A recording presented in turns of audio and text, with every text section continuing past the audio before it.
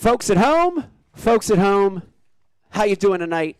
I hope you're having a wonderful Saturday. I know we are. We got a packed house tonight. Feels good. We got the old crew back together. Feels good. And this is the Ike Live Christmas special. We got a great show for you tonight. Let me intro the room. To my right, the one and only Santa Claus. Everybody, Santa Claus. Dave, what was the line?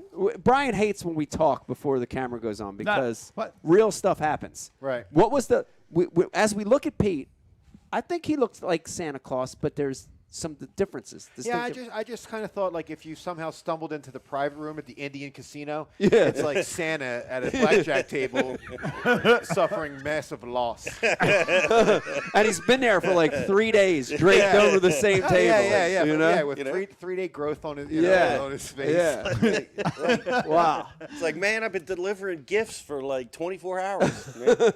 I need a little relaxation time. Yeah, exactly. Well, drunk Santa, I'm glad you're here tonight. Or like during COVID, if Santa had to get a job at like a Rent-A-Dent or something like that. You know what I mean? Dude, everybody's blaming shit on COVID. Even Santa has having problems. So that makes sense. Pete, you look great. I'm just having fun. No, Pete Glusick to my right, next to me, and she is double dipping tonight. Of course, you see her with the laptop on tonight, a laptop on her lap.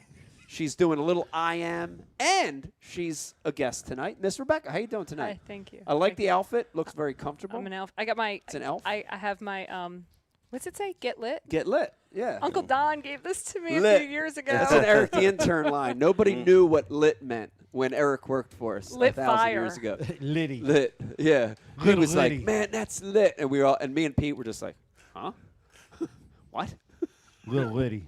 No, if we would have said That means it must have went out of style in the hood about 4 years Probably. before. Probably did. Yeah. By the time the information disseminates to the Right. whites. Probably did. Good to have you tonight, Beck. By Thank the way, you. Thank who you. are you wearing tonight? Who makes this outfit? Oh, the elves from the North Pole. Oh, there you go. The Elves from North Pole. Looks good. Sitting next to Miss Rebecca, Dave Brodzik, a.k.a. Fatty, a.k.a. Wolf, a.k.a. Stormtrooper. Dave, how you doing tonight? All right, man. Dude, I told you this. That sweater is one of the most impressive Christmas sweaters I've ever seen. Brian the Carpenter, we actually had camera technology in this shitty studio. We could zoom in on that Yeti. But Wait a minute. oh, wait. Oh, this is the manual. Is this manual? I think he's just going to pick the whole thing up. He's going to pick the whole damn camera up. All right, look at this, folks. Action This is news. probably going to ruin the show, but who cares? Yeah. Look at this beautiful sweater. If you're watching at home, Wow, look at you that. can appreciate Yeti in a sweater, and Dave has that embezzled on his sweater. Embezzled? no, bedazzled. Bedazzled on his sweater. Please I don't even think bedazzled is right. Please don't ever Embroidered. zoom up again, dude. The Yeti had Emblazoned. Emblazoned. the Yeti had a more discernible jawline than I do now. Jesus. Get that camera off, man. What's wrong with you? Wow. Knock that close-up off right now. Wow. Wow. Do that What a again. sweater, Dave. What a Thank sweater. you. We love it. And last but not least, and you saw him just making his magic right there happen. What a great zoom that was. That was a pan zoom. It was a whip pan to a zoom. I know the terms. Little choppy. I've done a few TV shows. I know the terminology. Little choppy. Brian the Carpenter. Brian the Carpenter, how you doing tonight? I'm here in body, but Producing not the show. mind. Now, out of all the outfits tonight, I'd like yours the best. I really do, and I'm not just kidding because it's a combination of elf hat, wig. We've got light actual Christmas lights, work boots, Yeah. and TH Marine Christmas sweater. I think I put even more effort forth than Pete did. I think you might have. I'm sorry, I meant less. Less. Oh, less. Like I said, I'm here in body, but that's about it. It's kind Okay. of like if the North Pole had a probation department. You know what I mean? Lost and found. Oh my God. Listen, we got a great show for you tonight. If you're watching and listening to this thing, we got Maddie Wong joining us. Maddie Wong. Really excited to meet Maddie. So excited.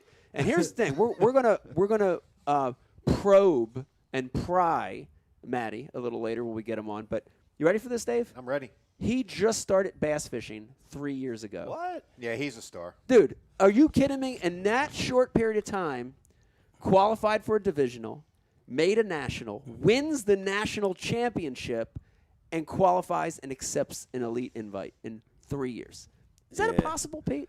That's virtually impossible. It's pretty impossible. Who does it? You It's said a lifetime. in 3 years? 3 years. Yeah, it's a lifetime to So get those since skills. the Large Hadron Collider reached max capacity and discovered the God particle, since that happened, Wow. Maddie Wong. Okay. Well, we're going to be talking to Maddie. I can't Just a wait to. coincidence. What? We can get, Yes. we can bring that up. Yeah, we'll bring that up a little later in the show. We'll blow everybody's mind. I have theories. But very excited, Oh, very no. excited to get Maddie on the line here and welcome him to I the need show. a drink. Also, Me too. Pete, we mentioned this on our Facebook Live, but let's let everybody know out here in TV land, Stormtroopers is coming back for a visit. We have not. Has he been here this year? I don't. Dave, has Stormtrooper visited with us this year? I can't haven't even remember. been here like in a year, dude. Right. So I don't Yeah. know. Right. I don't know either. Not Brian unless there's Carpenter, an imposter. can you give us an exact click? What do you got? It has to be over a year since we have had a visit from Stormtrooper. I would think so, yeah. I would think so. Yeah, longer than that. Longer than I that. mean, 2 I years. know that he wears glasses now. And he did. does. Wow. Stormtrooper going through some change. Oh. So Things are listen, I moving. was putting together some trivia questions for tonight, Yeah. like to quiz you guys Yeah. to see if you could remember certain things that have happened. Can't remember what happened yesterday. But this is one that I couldn't figure out, so it can't be a question. So I'm going to see if anyone remembers. When did Stormtrooper first appear? Halloween show. A Halloween show. That's right, when we all dressed up. Right. So I was Princess Leia. Yes. Yes, that's what it was. Is that what we I had can't Adrian even Avena remember in? what I was. It was. We had Adrian. He was How ironic. Yeah, he was Luke Skywalker. Yeah. He was Luke. Who the hell Yeah. was I? You were Oh, Han Solo. Han Solo. Hans Solo. Han Solo. Who was Pete? C-3PO? That's wrong, man. Brian. Brian's on a mission back there Brian is- tonight. Wait, so who were you then? I have no idea. Luke. RDD2? You were not, no, CP? Adrian was Luke. Adrian Avena Adrian was Luke. Yeah, well, I was our RDD2, CP30 numbers, one of those numbers. Yoda. Was I Yoda? I don't know who I was. Wow. I We was got to in- go We back. have to go back and I figure was, this I out. was in like the skinniest material ever created, onesie that like wrapped around every piece of fat, non-muscular chest, Oh, thing man. sticking out. Like, oh man, that There's was the been some worst, dude. costumes over the years. Oh here, my Pete. gosh! Some crazy ones. Every time we show up, we had a bag. Yeah. Becky had a with our bag name with on it. names sharpied on the Dude, bag. dude. Life was so God. much simpler and more fun And they were back then. positioned right on the chairs, so you knew that was yours. You'd come in, oh yeah, shit, there's my custom. What am I today? You know? What a Dude, great. she did you dirty that one year with the turkey outfit. She Yeah. made you wear, man. Just squeeze into that. Wrong, Mike dude. was the turkey. He was a pilgrim. That's right. That's right. Because we had played that as a promo. It, was, recently, it looked so. like you looked like you came out of a Betty Bakes a Lot or something. You know what I mean? Oh Sorry. man. that's the last joke on you, Pete. Oh, Yeah. man. No, it's not. It is. No, it isn't. It is. It's going to be. Oh, you were Vader. Was You I were Vader? Darth Vader. I was Darth Vader. I think That's that right. mask is still Oh, back I was here. Darth. Maybe Darth will make an Of course appearance you tonight were. too. I was Darth Vader. Who got that? Becky did. Uh, Becky wins. No, Oh, did no, somebody get that Mike on- P. Mike P. Oh, Mike P.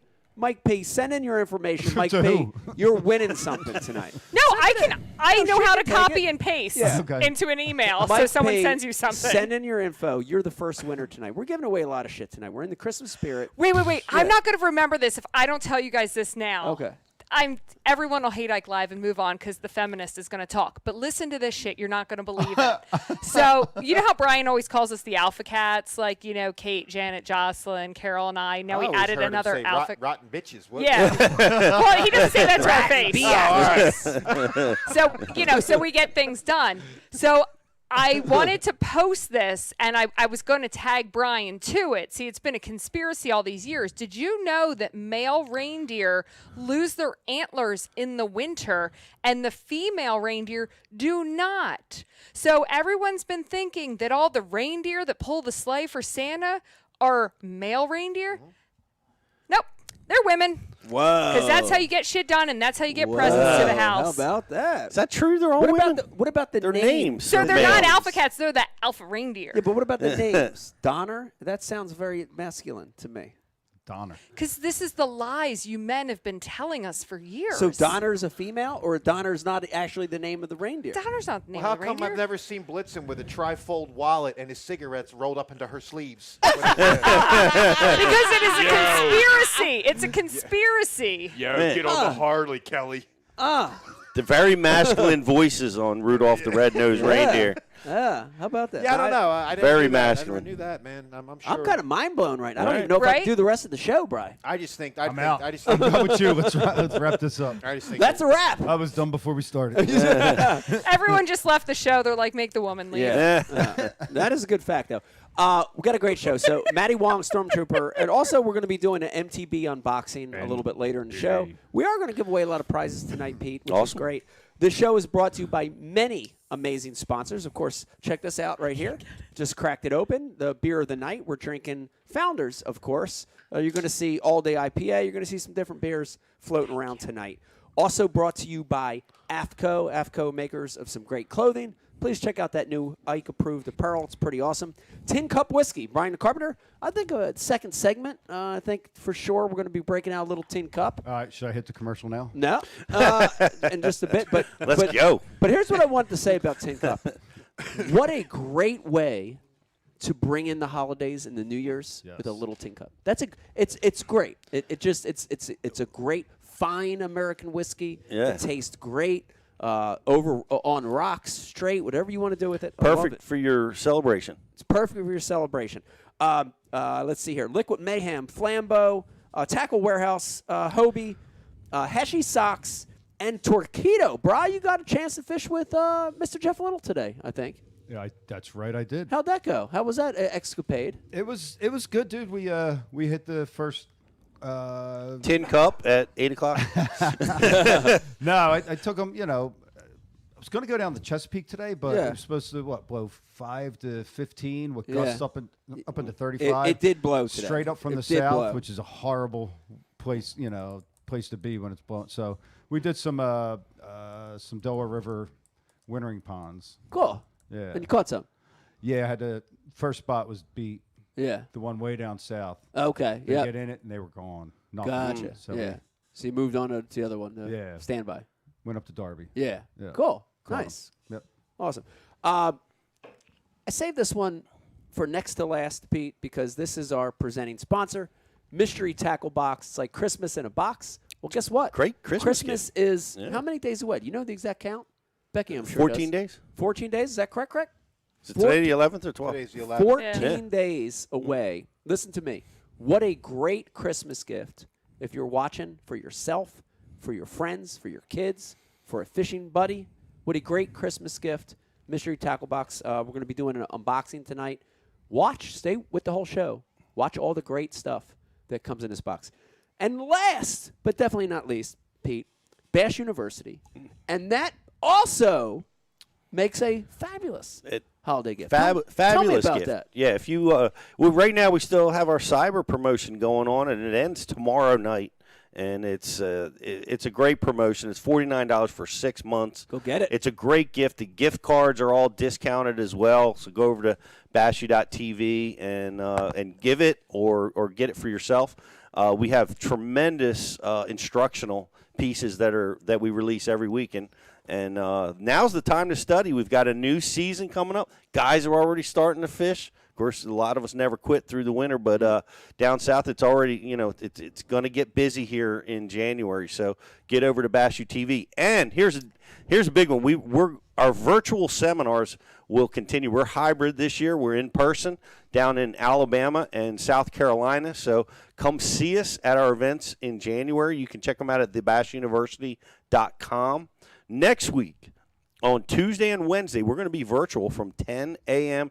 to 5 p.m. If you're a subscriber, guess what? You get access for 99 cents. Whoa! So it's just we just need to process you. That's why we have that nominal fee. But we want you there, and we want you guys all to have access. If you're not a subscriber, it's $49 a day to come over and check it out. But we've got some tremendous talent.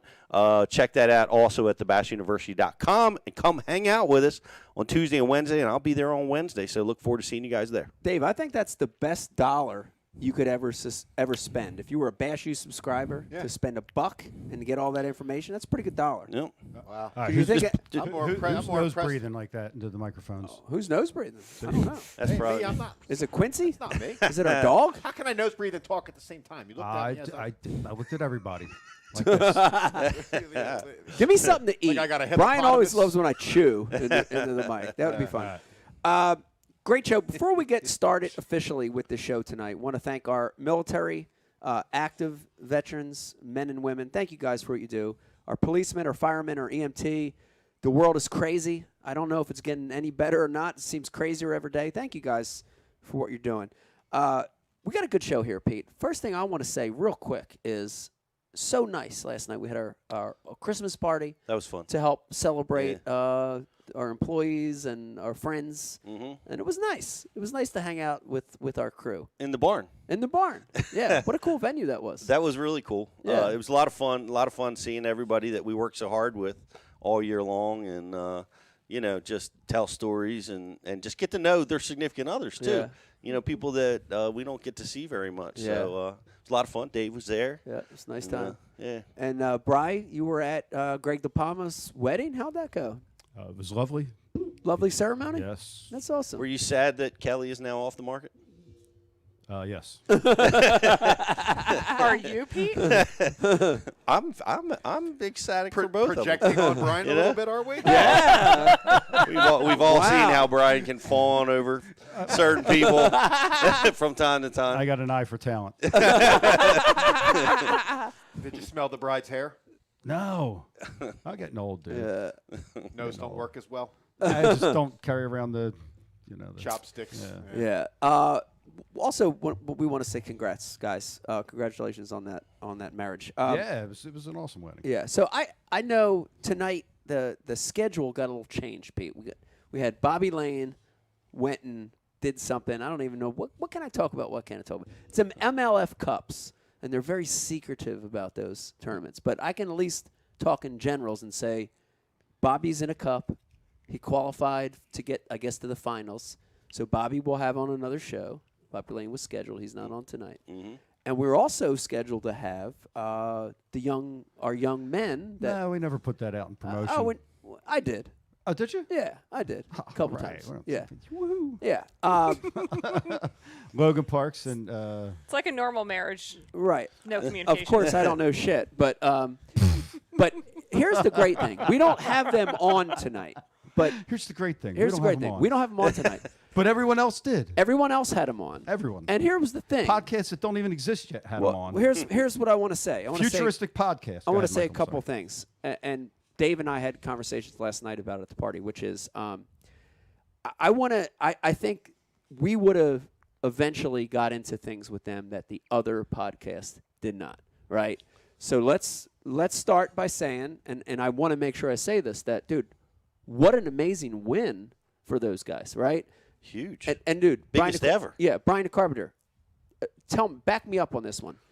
That wasn't a fluke. Like these two kids catch them. They flat out catch them. They're hammers at the college leagues. They were at the high school leagues. They won the AOI this year in the Bassmaster College Series. Right. They won an event. I forget which event it was, but they also won an event. They won an event. I think it was Saginaw Bay or Yeah. Sandusky Bay or somewhere, one of the big Great Lakes. And I ran into somebody at the wedding last night who happens to have a bass fishing podcast, and they had him on just recently. And told Wow. me how awesome it was. It's unbelievable. Yeah. Okay, so definitely, what a great win for them. And they're not flukes. They deserved it. Like when you win something like that, it's not random.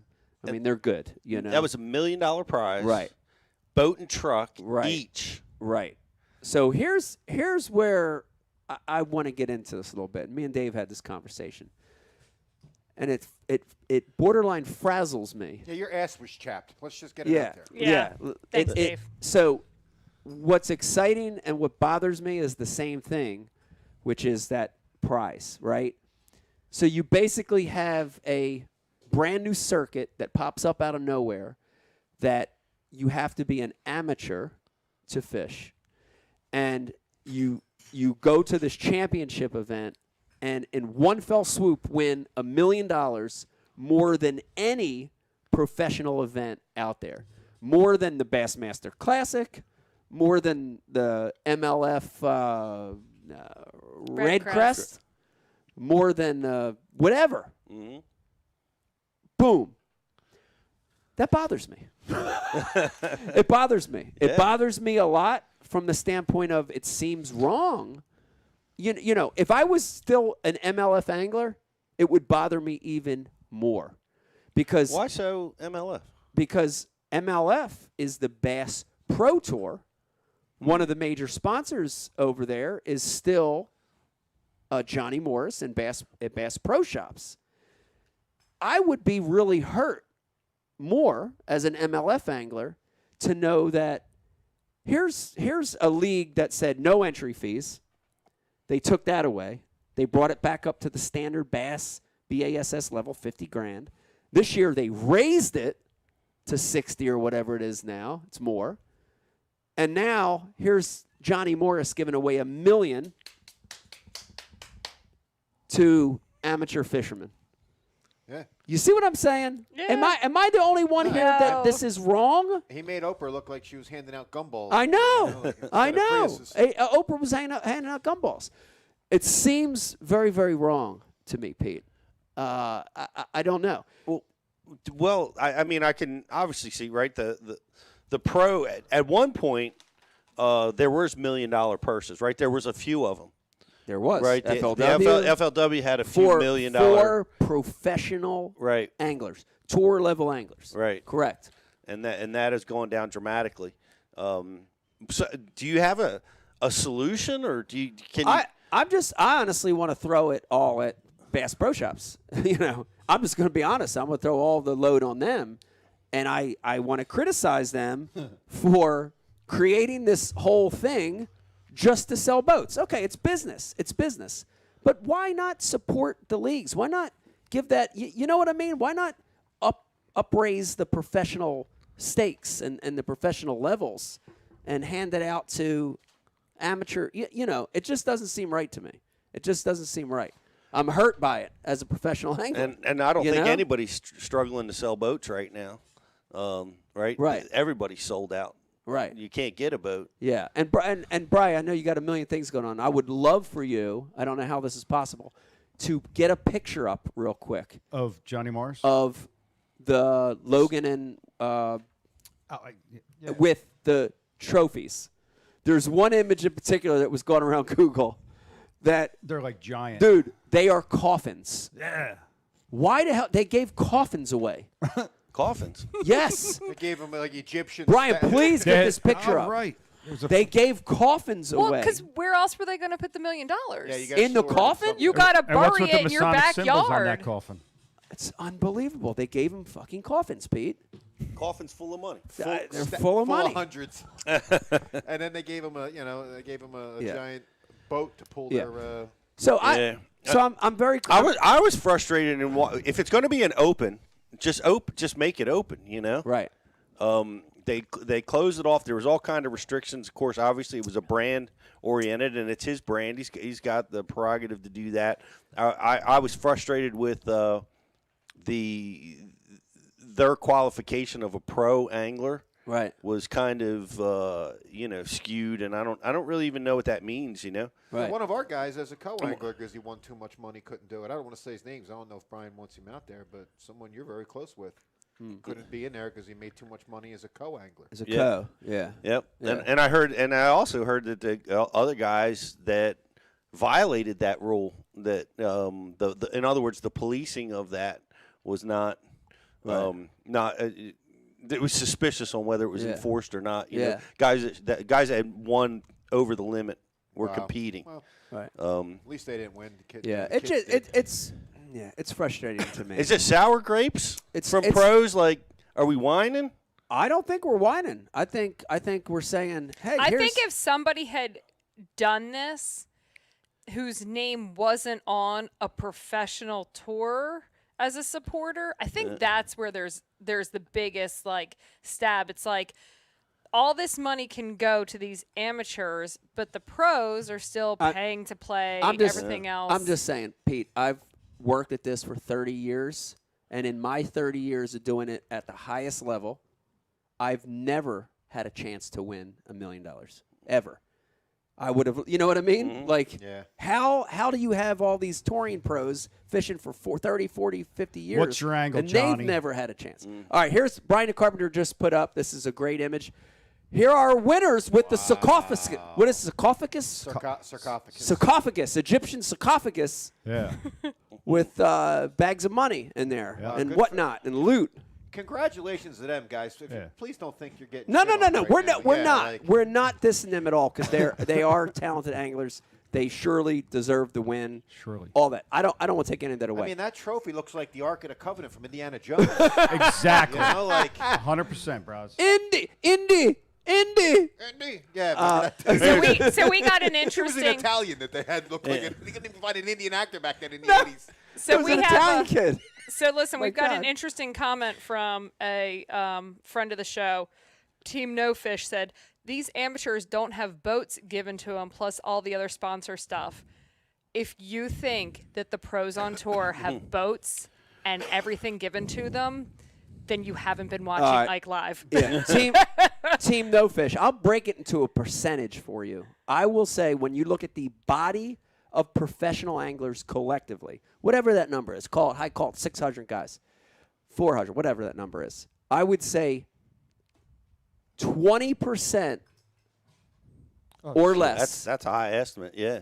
have this stuff given to them, and the rest are buying it or on memo deals or on discount, whatever. Yeah, And but it's not given. How dare you say given? It's a job. How It's a dare job. you? It's a job. You're Yeah, exactly that's the right. most But annoying there's thing still, ever. but this is It's the a freaking misconception job. that we've been trying to kill get the guy. across. Like these Let's not guys kill think the that guy. they like Yeah. make Let's it not to the kill it. pro No, level. wow. No, but this has Yeah. been the misconception that we've been trying to get across for years. Like everyone thinks like, Given. oh, I qualified, so someone's going to give me a boat and a motor and this and that. It's not how it works. No. It's not. Fortunately, it does not. It does not. Real quick, and because I know Maddie is standing by. Yeah, we sorry about we that. do want to get to Maddie. Real quick, two other things, and the one other thing we Hold on, will Maddie. bring back up a little later in the show, which is why in the hell did they call it the U.S. Open? There's a million names out there. They could have did any name in the world, and they have to go and steal the name of a legendary tournament in the bass fishing world. Who we'll hear from later Who tonight. we will. The U.S. Open. Why the hell call it the U.S. Open? Who the hell's working for him that made that decision and they okayed that? Pete, Yeah. people would be fired. Right.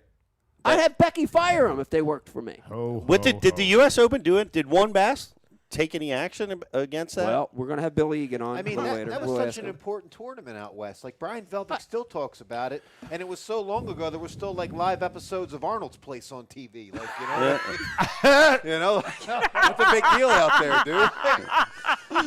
Arnold's All place. right. But that's the That is staying so power good. of the U.S. Open. Right. I'm Yeah. saying Right. he won it, and it was like Joe Thomas Yeah, what? made a career off of Yeah. winning What? that tournament. Billy Yeah, what? White Shoes Johnson was What? doing that end zone dance. all right. So that's all right.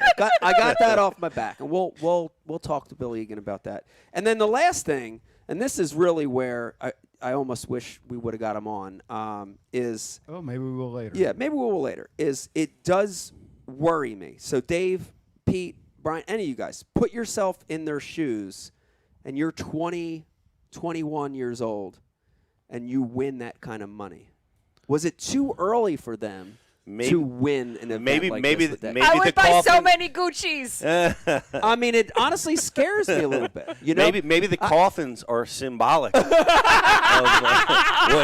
what could happen. Well, here's what My scares me goodness. because, like, from what I understand, they couldn't come on tonight because they're out. They're at like a function, and they Well, might be able to call in from the bar tonight. Logan graduated college tonight. Okay. No, you're not getting. You can't shit on everything no, without I'm me not bringing a shitting little on bit everything. of truth in it. Logan was at graduation Congratulations, tonight, Logan. and then going out to Okay. family dinner. Okay. And then after family dinner on the limo ride home, he's going to call in. Well, I hope he paid for that family dinner. Well, it's like what happens with lottery winners, right? A significant amount of lottery winners go bankrupt, Yeah. right? Well, they you do don't have a realize strategy. the government is taking half. It is. True. And what's going to happen is when you win a prize like that, like there's no turning back. I mean, you're all in. Yeah. You're going to fish whatever you can. You're going to try to continue to make it to the next level. You're going to invest every moment and dime that you can into the sport. I'm telling you, and I'll throw myself under the bus on this one. I'll flip it because Brian's getting mad at me because I'm mad at you. I'm yelling at everybody.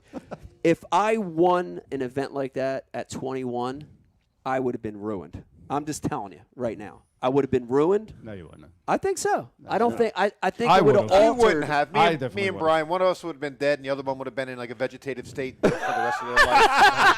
You know? That's true. Yeah, you That's wouldn't true. have. No, I you- remember the no, you pictures from. wouldn't. I remember the McCraw pictures wouldn't have. from your trip to Florida. All those Not even that. I'm Polaroids. just I saying. remember you what I know, saw. Yeah, we got it. And we were broke. Yeah, we I were- got all that. That's what I'm saying.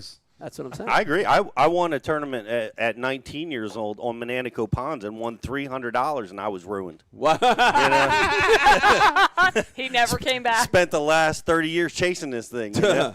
All right. Let's More than 30. yeah. All right. Let's switch.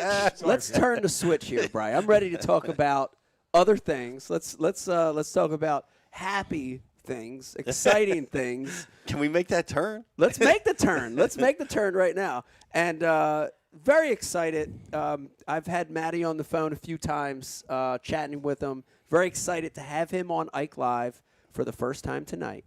Here is your 2021 national champion, Maddie Wong, joining on Ice Live. Ike Live. Ice Live. Maddie.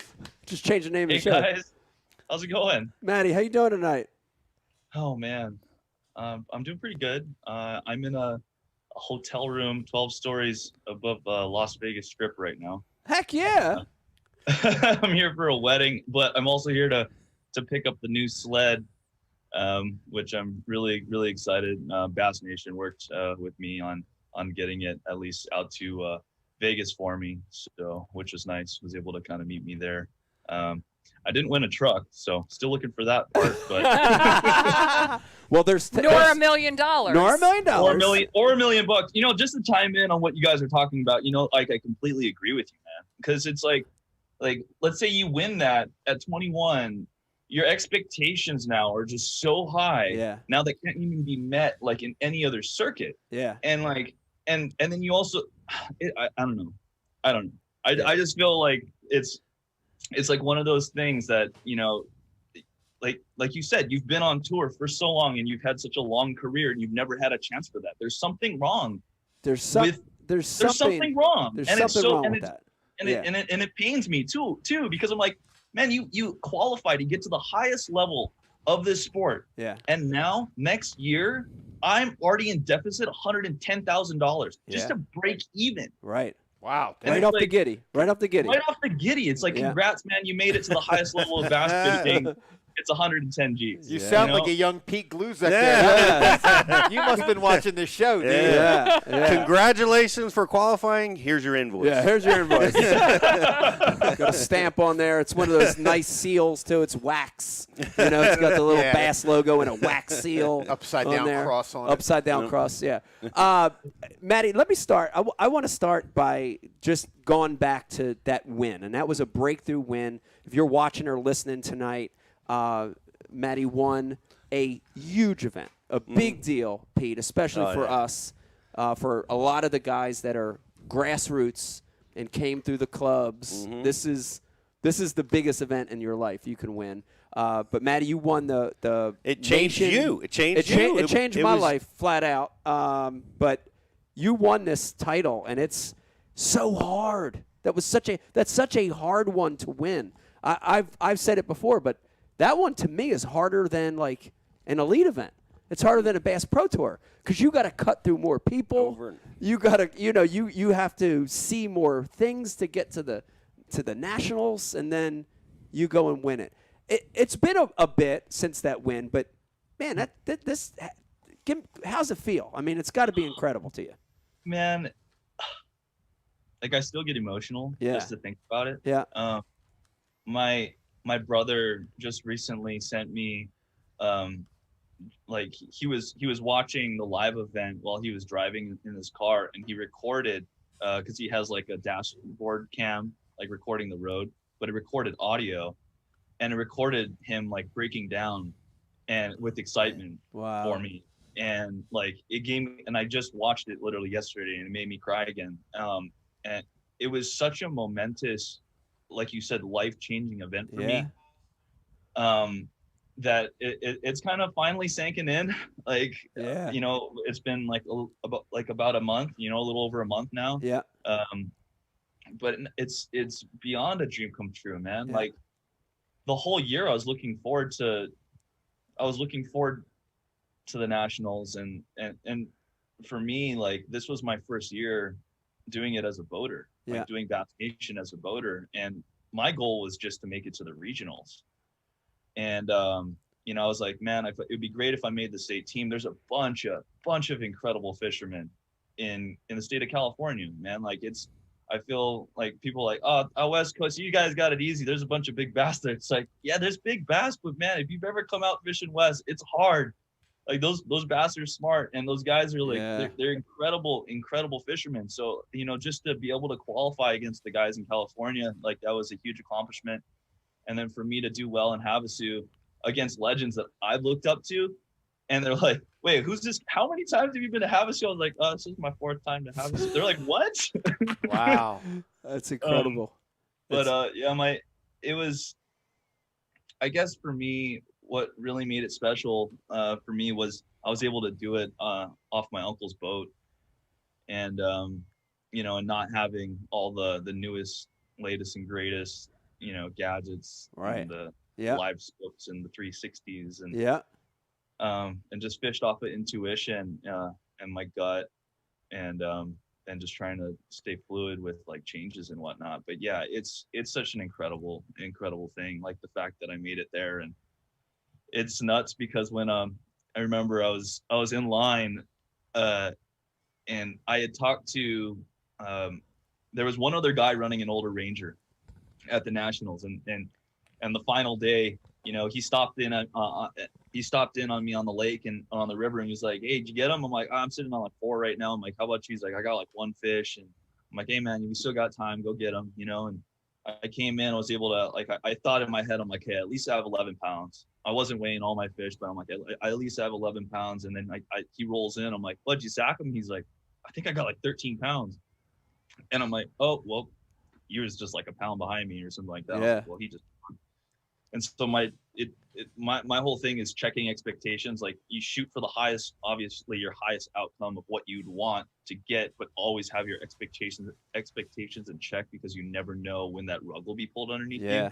Yeah. And especially for me, like working like as an actor, as like a musician, as a photographer, there's been so many times where I've had like these big opportunities and I've had the rug pulled right underneath me, like right when it was in like the grasp of my hands, just gone. And so that, you know, that's something that I'm so aware of now in my 30s, that I'm like, okay, I gotta check my expectations. And, you know, and when I pulled up in line, and he, the guy at the old Ranger, who told me at 13, you know, there was a moment where there was a high school team there, and a couple kids came up to me and they're like, hey mister, like, will you sign my hat? And like I went over and I was like, oh my gosh, like not only being at the Nationals is one of my dreams, but like to be able to actually autograph a hat for a kid, like it's just such a cool feeling. And my reality got suspended in this moment. I wasn't paying attention to what John Stewart was doing on stage weighing fish, and I just went in and I signed this kid's hat, and I was like asking him what his favorite technique was and whatnot. I'm like, good luck, buddy. And like I drive up, and one of the Arizona guys walks up to me and he's like, bro, I think you got this. And I'm like, man, yeah, like I'm probably going to the Classic, which is epic. He's like, no, I think you got this. And I'm like, bro, the guy in the old Ranger, he said he got 13 pounds, man. He's like, he just weighed 10. And I'm like, no. The guy with the old Ranger said he had 13. He's like, he just weighed. He pulled an Iaconelli. Yeah, he big-eyed him. He big-eyed him. That's what I do all the time. That's why you shouldn't be talking to the Howleys like that. They lie to you all the time.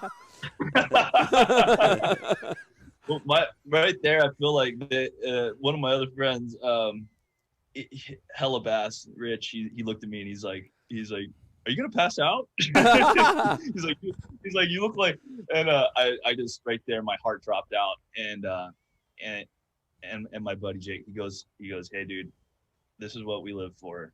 Yeah. Take it in Yeah. and enjoy it. Yeah. And the rest is kind of history. Yeah. But yeah, man, it's Well, such an incredible feeling. So stoked. It's an epic win, and that's a hard one to win. There's not a lot of dudes around that have won that title. Very, it's a very prestigious title. But here's the thing. I want to jump back to this because we mentioned it in the beginning of the show, Maddie. But your background as an angler is a little atypical. It's not your typical upbringing, like with right here in this room, like Pete and Brian and Dave.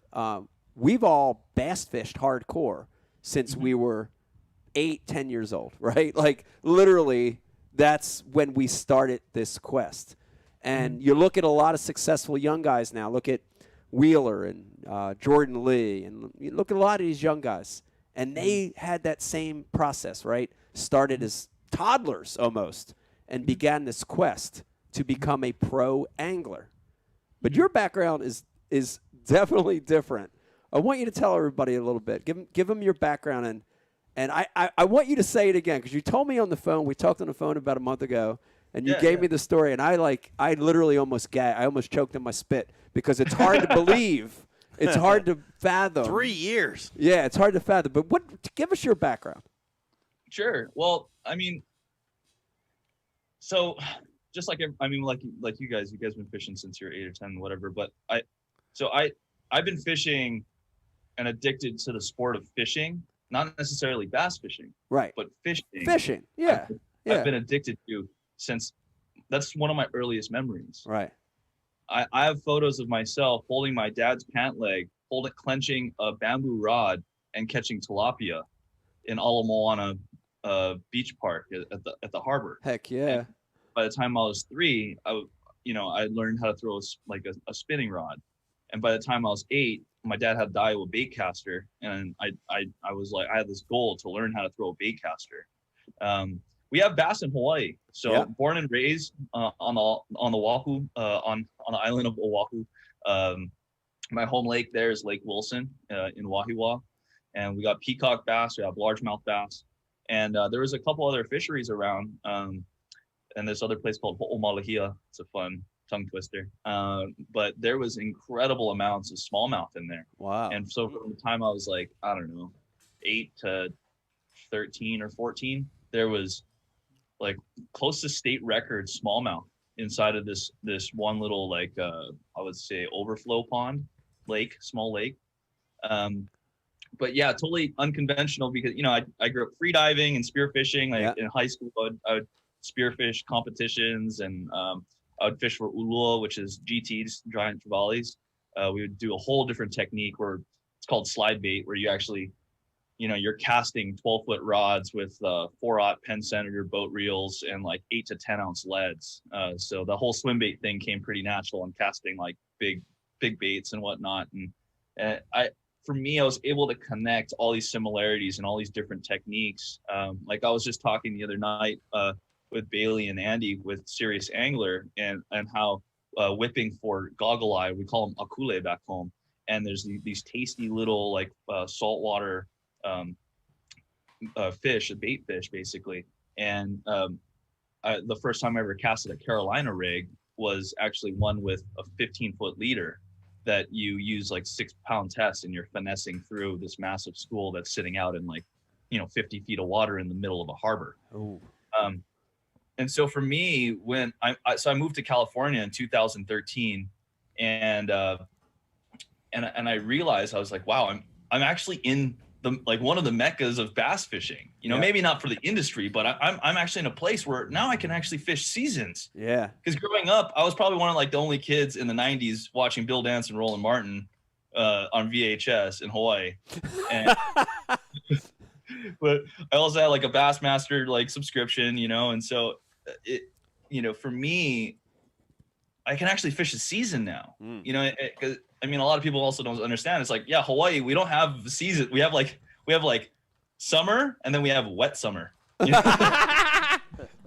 like that's our winter season. Yeah, the waves get big, and like that's surf time. And I mean, and then but that's on like during the winter time, North Shore gets big, and during the summertime, South Shore gets big. But and then it gets slightly colder.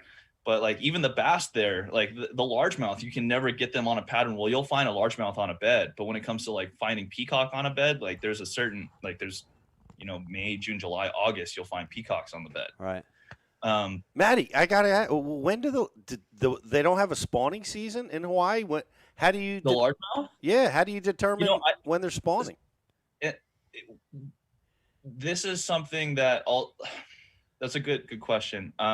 I'm still trying to figure it out because I haven't seen it. I personally believe they just spawn deeper because they get pushed out for competitive space because peacock bass they're cichlids.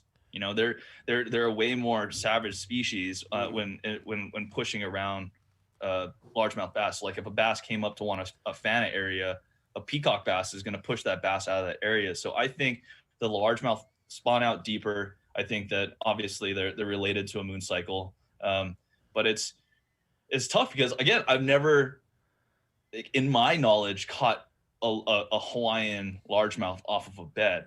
I've caught a lot of largemouth in Hawaii, but the visibility is not that great. But it's really hard to. I've never caught a bedfish in Hawaii. Wow, interesting. Largemouth. Super Like interesting. what? Yeah, what would be their season? Like down in Florida when it's warm a lot, they spawn for like 4 or 5 months. They 6 do. months. I'm assuming it would be the same thing. I think they just spawn throughout the year whenever like the conditions and then the moon phases line up. I think that's when they go. And they have a fall spawn too Yeah. in Florida. Yep. Right. Yeah. And on the Chesapeake. Oh, Chesapeake. I mean, don't same believe thing. that. Like Castaic Lake in California, like if it's a full moon and it's kind of warm out, like I've seen fish like going up to spawn in October. It's crazy. That's so interesting. Yeah. I mean, I think it's just one of and same. I don't know. I was listening to you guys, your talk with Oliver, and he said, don't something amongst the lines like don't listen to anyone who speaks in absolutes, and it's so true, man, because there's certain things that people say like, oh yeah, you're not going to find a bedfish after like this month, or like you can't catch them in that because that's the temperature window that they eat that bait in here. It's like, man, fish don't read books. Yeah, that's true. There's always a way to find the exception to the rule. Yeah, the only absolute going on right now is fishing in South Jersey sucks. Absolutely. Yeah. One fish will win your winter league now here in Yeah, South but Jersey. they keep going back. Yeah, but they Just keep going wish I back. could Coming on, fish guys. right now. Yeah, that's the only absolute. I want to fish right now. I've just been so busy with trying to set up sponsors and try to set up a bunch of other stuff that basically condense what my life has been in California for the past 9 years and put it into a truck. Yeah. Hey, Maddie, how is that going? Right? You've got a lot of you got a big bill coming up. How is the sponsor hunt going? Are people attracted to the Federation winner, the going to the classic? Are you having some success in that world right now? Yes. I would say yes is like the general answer. But then at the same time, the industry it's at a place where, we've had like record high numbers in the past 2 years. And I think they're understanding the momentum, but it's being able to turn those views and whatnot into like, how do we sell or like market that towards bigger companies to get bigger sponsor dollars and XYZ. So it's just like finding the right, the right space to be able to partner with like brands that can like, oh, look, we love what you do, but then, we can support you financially this much or this much and this much. Right. But it's been really good. I'm really lucky to announce that Megabass is going to be my title sponsor. Heck yeah. All right. Congratulations. Thank you. I was with Megabass since 2018, and I was actually producing images for them. As I started to do progressively better in the tournament things, they're like, it was just cool because like after the win, he texted me. He's like, "Hey, like Megabass is in your corner. Like, let us know when the dust settles. Like, let's talk." And so that's really cool that they stepped up to the plate. and then Lateral Vision as well, which is a local brand in Southern California who believed in me. When I just started my YouTube, when I just started basically trying to chase the California Bass Nation Trail, and they were supporting me, and now I want to be able to bring them along with me, man, and take them to the classic. And they're also a really cool company, really cool brand. They make some great lifestyle stuff.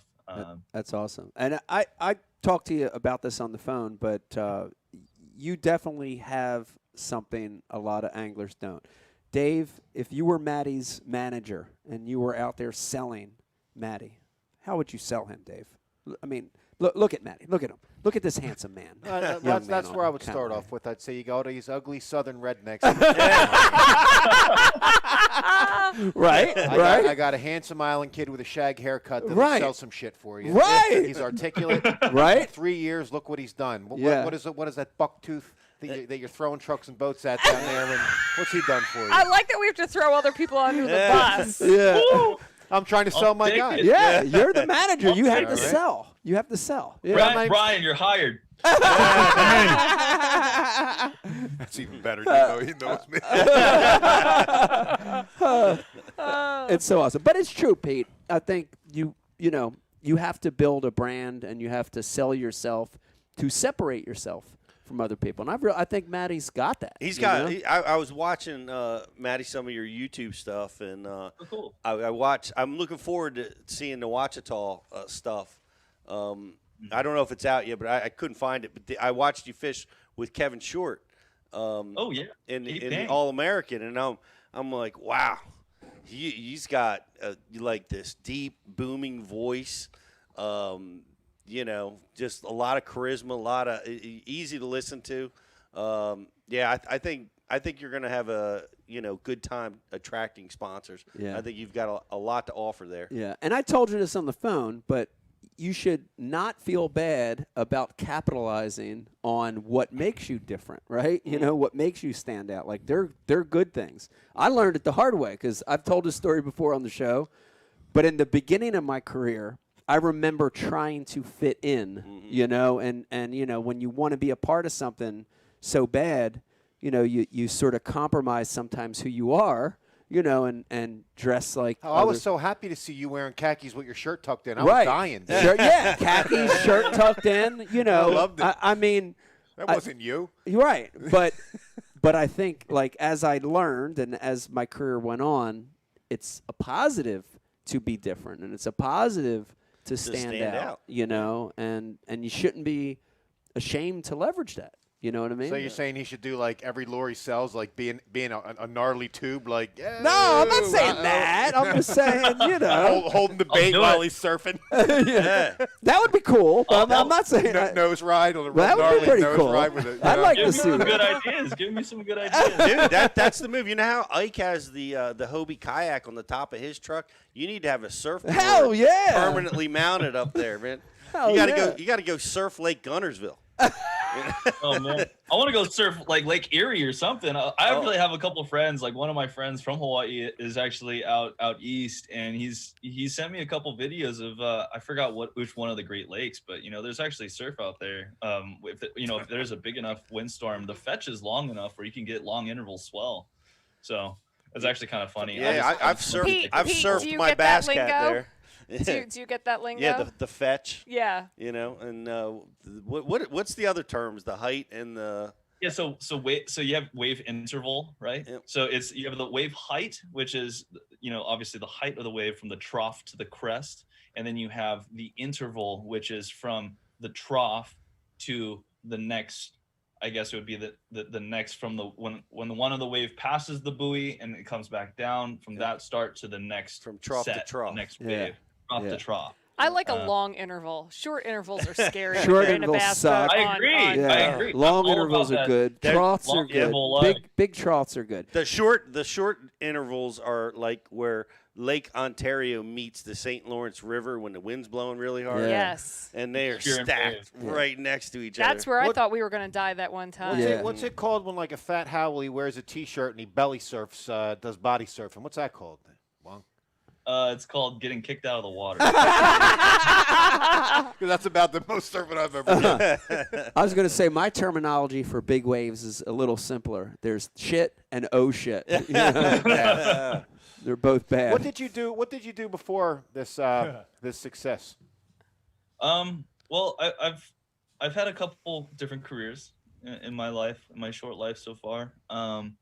You know, growing up in Hawaii, I've enjoyed being an entertainer. I actually sang in a barbershop chorus with my dad. Heck yeah. Let's hear it. Heck yeah. That's amazing. And my dad still actually sings with that same chorus. They're called Sounds of Aloha chorus, and he still sings in a quartet. Nice.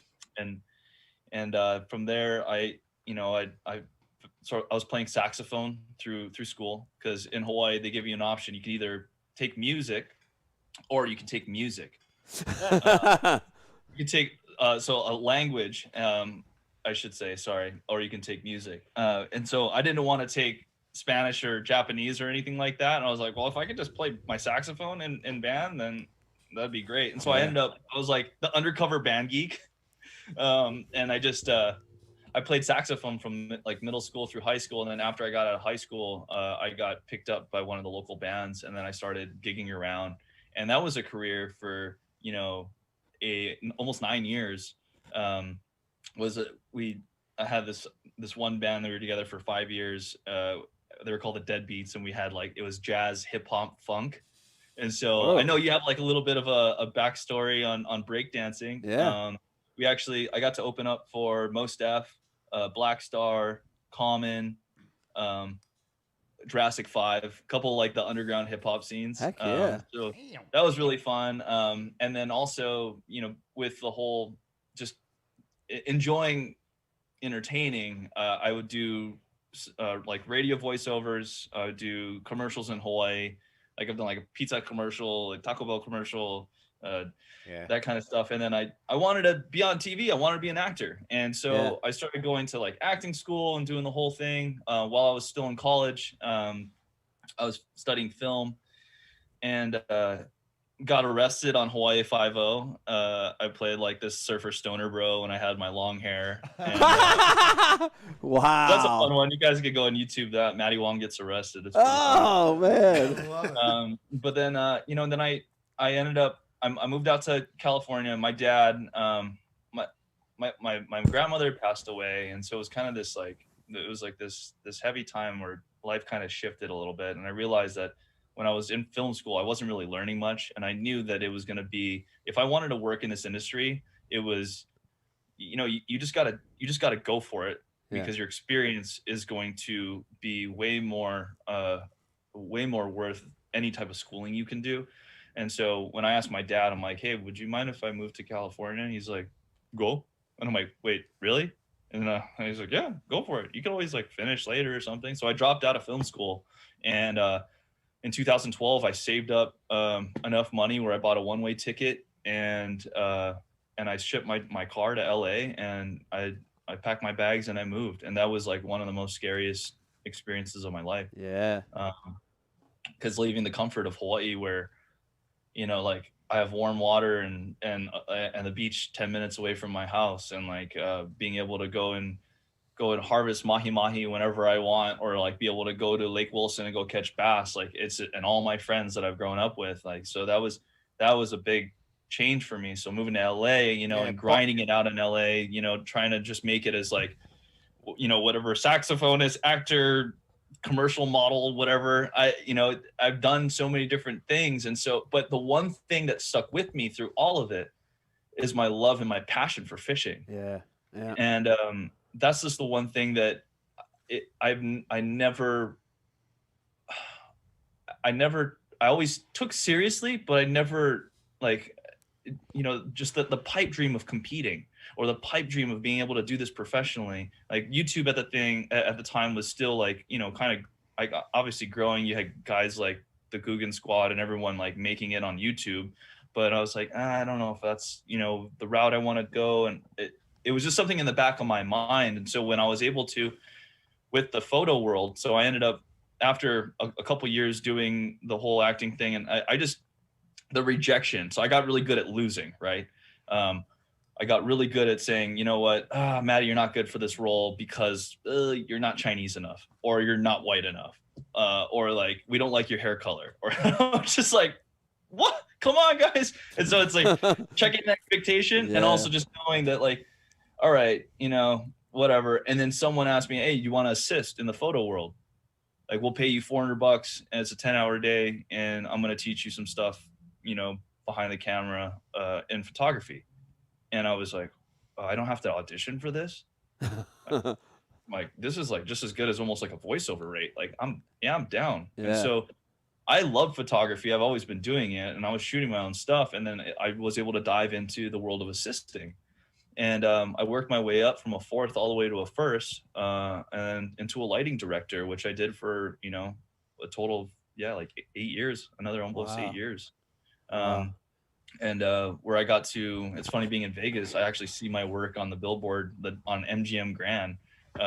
So like with Jamie Foxx. So it's, I've done like a bunch of high-end commercial, ad, fashion, beauty, lighting, and photography. And then, which gave me the ability and the freedom to be able to go and fish as much as I wanted to, because my own company, being able to choose and pick my own clients, it was great, because I'd be like, actually, no, I have to be up at Nacimiento from this date to this date. So I actually can't do that job, but here, let me hook you up with someone who can. Yeah. And then they're like, all right, well, good luck catching fish on your boat. Like, you know, it's it's like people, and it's funny because people in the photo industry, they don't really understand it, like bass fishing, you know. They're like, so what do? Do you eat the fish? Do you race? Do you race the boat? Yeah, we heard that. Yeah. So I asked the question because I had a suspicion he was going to be successcill at anything that he's ever tried. Yeah. Right.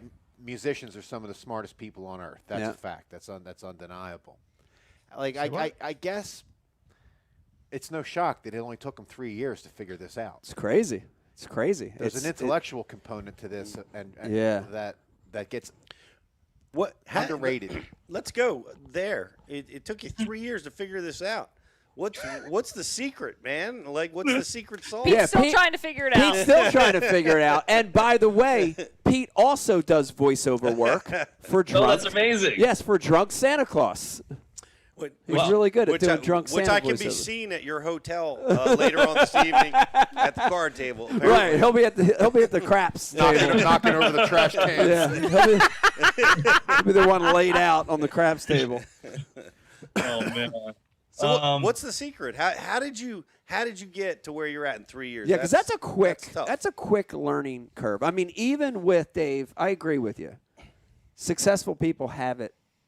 They have something there, and Maddie, you have that. But even with that, dude, that's unheard of. 3 years. I know. That's unheard of. Like, for a typical business, Beck, what's the rule in business? Is it 5 years, Pete? 6 years? 5 years. Even for a business, there's 5 or 6 year point before you stop losing money and you break even and get successful. So 3 is incredible. Yeah, that's incredible.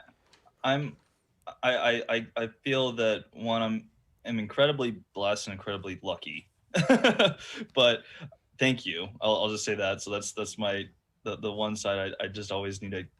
For me, I pride myself so much of growing up in Hawaii, being humble and understanding that there's always people that work harder than you out there. And everyone has their own different story and their own different path that they go. Yeah. So one, I'm incredibly humbled that I've been able to be this successful within 3 years. But, you know, in this day and age, it's incredible the amount of information that is readily available at your fingertips. Yeah. Shout out to Bashu TV. That's true. Shout out to Bashu TV. Yes. Which is funny that you actually bring that up is, while I was researching for the Ouachita River, I was doing some YouTube research, and there's not a lot of footage on Ouachita. If you go and search it, you got like couple guys that go out and they're like throwing fin bait. They're like, "Oh yeah, the best," I'll up and buy you, just like wrenching on fish. And I'm like, "Oh, they're using shiners or whatever." But like, so I'd have to like, I think it's important because you can have, there's so much information now, right? Yeah. YouTube and Bass U, it's incredible. So what I was doing, so I kind of lost my train of thought. I'm pretty ADD. If you guys haven't picked up by now, but I was researching Kevin. I was actually listening to when Kevin Pink, when K Short was talking about his cranking, because I knew that it was going to be a player on the Ouachita, and he was talking about one of his favorite conditions was like post-frontal bluebird skies. And when everyone else would think like, oh, well, overcast with slight wind and and like that was actually like something like I'll have these weird things that kind of just chime into my head at random points throughout a day where I don't know what like how my memory works and will recall, but it would just plop in and I'll hear a voice in my head. I'll be like, yes, okay, right here, and then it all comes together and connects. And so that was one element, but you know, I've spent so much time on the water my whole life, being connected to whether it's the ocean, whether it's a river or a lake, just being on the water, watching how fish react. I grew up with fish tanks. I grew up with the fish in my room my whole life, as long as I can remember too. I also had like a 50-gallon fish tank in my room with like an arowana like this big. And so like even watching predatory fish, you know, just the sound of water is also just so relaxing and zen for me. Yeah. It's something so therapeutic. Yeah. But for me, I'm competitive. You know, I grew up, I played soccer, then I played inline hockey in Hawaii, and then I surfed competitively. I did all these different things. So it was just like all the different things like added up. Like I love fishing. I've dedicated my life to it. And I'm like, in the past, basically since I moved to California, I was able to really dive into bass fishing because in Hawaii, we only have a handful of techniques that we can do year round. Like when you say like throwing a drop shot in Hawaii, yeah, it'll get bit, but a lot of my friends back home don't drop shot. It's you just a technique you don't do.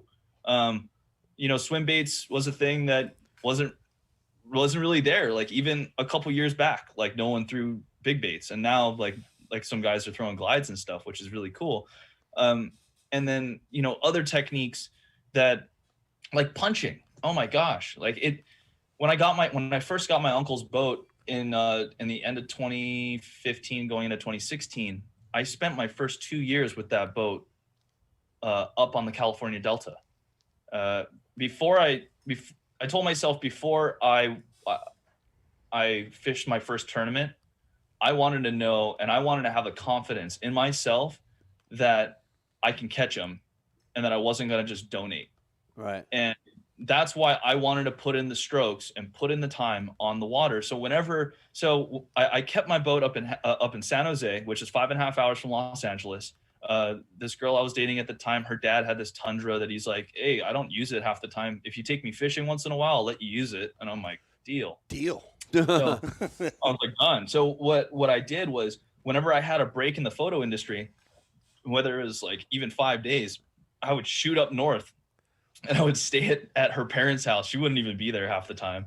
And I would get the truck and I would go boom, straight to the Delta. And I would spend 8 to 12 hours on the water, on the Delta, learning how to fish the tide, learning how to fish the high tide, learning how to fish low tide. I learned how to fish a frog there. I learned how to punch there. I learned how to throw a chatterbait there. I learned how to throw a Senko there. Like I didn't know what a Senko was until like 2014. Because like growing up, like I knew what a man's worm was because that's what was around. But like I also took a break because like playing music and like doing all that other stuff, you know, it kind of got away from bass fishing. And so when it re-hooked me again when I got to California, like, you know, someone showed me a Whopper Plopper and a Senko, and I was like, one, that's a ridiculous name, and two, like, what? Like, what is this crazy stick bait? Maddie, question just came across on YouTube: 1 N or 2 in man's worm? Oh, what? 1 N or 2? one N or two N's in Yeah. man's? Is that what the question is? Man's worm. It's the two ends. Okay. I guess in got Hawaii, it correct. they call it man's worm. Here we call it going to the supply closet with Father Carmine. Father Carmine. Man's worm with two ends. Yeah. This guy. You guys got some jokers, man. I know. So we gotta keep us on our toes over here. I don't ever know what's going to happen. I have a rapid fire because people have sent some questions in. Oh, So, you do? So Oh, okay. I have put Like- them into this beautiful Word document. Okay. Well, you Are got you ready for this, Maddie? Okay. This is rapid on. fire, so you don't have to elaborate. Just answer the questions because some of them are very interesting. Oh no. Some are very normal. Oh no. All right. So what is your Cali personal best? California That's personal a best good question. That's Yep. a normal Mike, question. let him It's answer. a 9-2. 9-2. That's a Okay. good one. Do you get lonely? I can't make I this get shit up. It's Who? it's honestly on the feed. Do Who you sent that one? Do you get lonely? Yes or no? Yeah. Yes. Yeah. Do you eat at restaurants by yourself? Yeah. but yeah, I mean, obvious. I mean, if you watch my travel vlog, I do it. And it was Apparently they do. There's no shame eating by yourself. What No. what West Coast secretive technique are you going to bring to the house? I got a couple under my sleeve. Ah. Oh, you're not gonna share? Oh. Oh no. You have to. Why would it It's be a like secret art. technique if I'm gonna share it? Come on. Okay. What is Maddie's favorite bait to throw at Castaic? Oh, he's that's trying a to good get the juice. Yeah. He or she's trying to get the juice. Castaic is like such a finesse place. I would have to say either a Neko or a drop shot. Okay. Oh, okay. What arm of the lake is better to fish? Oh man. Oh, get out of here. Wow. No, I would say it depends on a trout stock, depends on the wind, depends on the time of year, also depends on the water level. So there's a bunch of different factors that run into there, but the ski arm. The Okay. ski arm. Huh. Bad move, Maddie. Yes or It's gonna no? have 50 boats tomorrow in the ski arm. Exactly. I'm like, I don't fish Castaic anymore. Good luck, fellas. Burn it down, bro. All right. Burn it down. Last one. Yes or no? Does Maddie identify as a West Coast angler defined by finesse or giant baits and nothing in between? Huh. Oh, That's a good no, question. no. I do not. I'd like to say I'm pretty well rounded. Learning from guys that knew Aaron. I never got to meet Aaron, but a lot of the guys that I got to, learn from, and a lot of guys that were my mentors, knew Aaron personally, and so he was not just an incredible finesse fisherman. He was also an incredible, frog fisherman, flipper, like puncher. And so for me, like I said, when I was on the Delta, I wanted to become sufficient in every technique possible. Yeah. So I knew that when I rolled onto a new body of water, that I had all the tools in my toolbox to go to work. Yeah. I love throwing big baits. Don't get me wrong. I enjoy it. I caught a 20-pound carp in the mouth with Oliver like 2 years ago on a big bait, on a Defiant What? 210. In the What? mouth. Yeah, ate it. Yeah. Wow. The hell? That's dope. Yeah, Unheard of. it's pretty funny. You can watch it on my YouTube. I love throwing a rip bait. I think a jerk bait is probably one of my favorites. It's something that I've thrown my whole life. It's a technique that in Hawaii is extremely effective because the water's warm throughout the year. I just think that it triggers such a special response in fish that's so undeniable year round. And so I think it's funny when people are like, well, that's a springtime bait or that's a fall bait or something. I'm like, keep thinking that, please. Yeah. Yeah. I like it all. I love throwing a jig in 50 feet. I love throwing dirt shallow with a spinnerbait. I love throwing, Carolina rigging is funny because it's something that I grew up doing, throwing in the surf for papio or juvenile trevally. And that was actually the very first time I knew how to tie a Carolina rig when I was 8 years old, but I never fished it on the bottom. It was something that it's one thing we also didn't do in Hawaii, in the freshwater, but it's an incredibly effective mid-water column technique in the salt. Maddie, And, Maddie, you're yes. losing focus on your rapid fire. Sorry. Okay. Rapid fire. That was the Back last in. question. That was the the last last question. So he was allowed to go long. I would have cut him off because I'm rude like that. But your arrest video is on the feed. Yeah, Mike it P is. put Mike that up for P, everyone. Thank you for putting that up there. If everybody wants to. He brings a smart crowd to the IM board. Yeah. you They know? actually know how to attach videos. I know.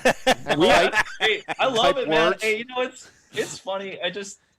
There's a bunch of stuff on the internet. People have fun doing it, man. I'm in a different place in my life. I'm so grateful that I've had all those experiences, like the fact that I got to say that I'm a SAG-AFTRA actor and got to work with a bunch of celebrities and whatnot. But that's Mike a is chapter. too. We get a check every once in a while for about $2. 75 true. cents. Yeah. Cents. $2 once every, was it a quarter? Not even Man, a if quarter. they go above $2, I'm like, Yeah. what? We're That's rich. Like, dinner's on me, babe. Yeah. well, hey Matt, For life. Don't give up on trying to get on the TV. I mean, Tommy Sanders and Height, they're both pretty long in the tooth. You put 3 or 4 years in on the trail, make a name for yourself. Don't make anybody mad. You never know. I enjoy it all. I actually just read recently for a role like less than a year ago, and it was like it's for a new show that's coming out. It's a story about North Shore surfing and lifeguards, and they're like must be able to speak pidgin, must be able to be comfortable in big waves, and I'm like check. I'm like, come on, I know all these guys, and so. I didn't get it, but it perfectly worked out because I was able to go and fish the nationals. Matt, I always wondered this, and I've wondered this a lot because I think it would be hilarious to have this job when they're looking for odd roles, right? Yeah.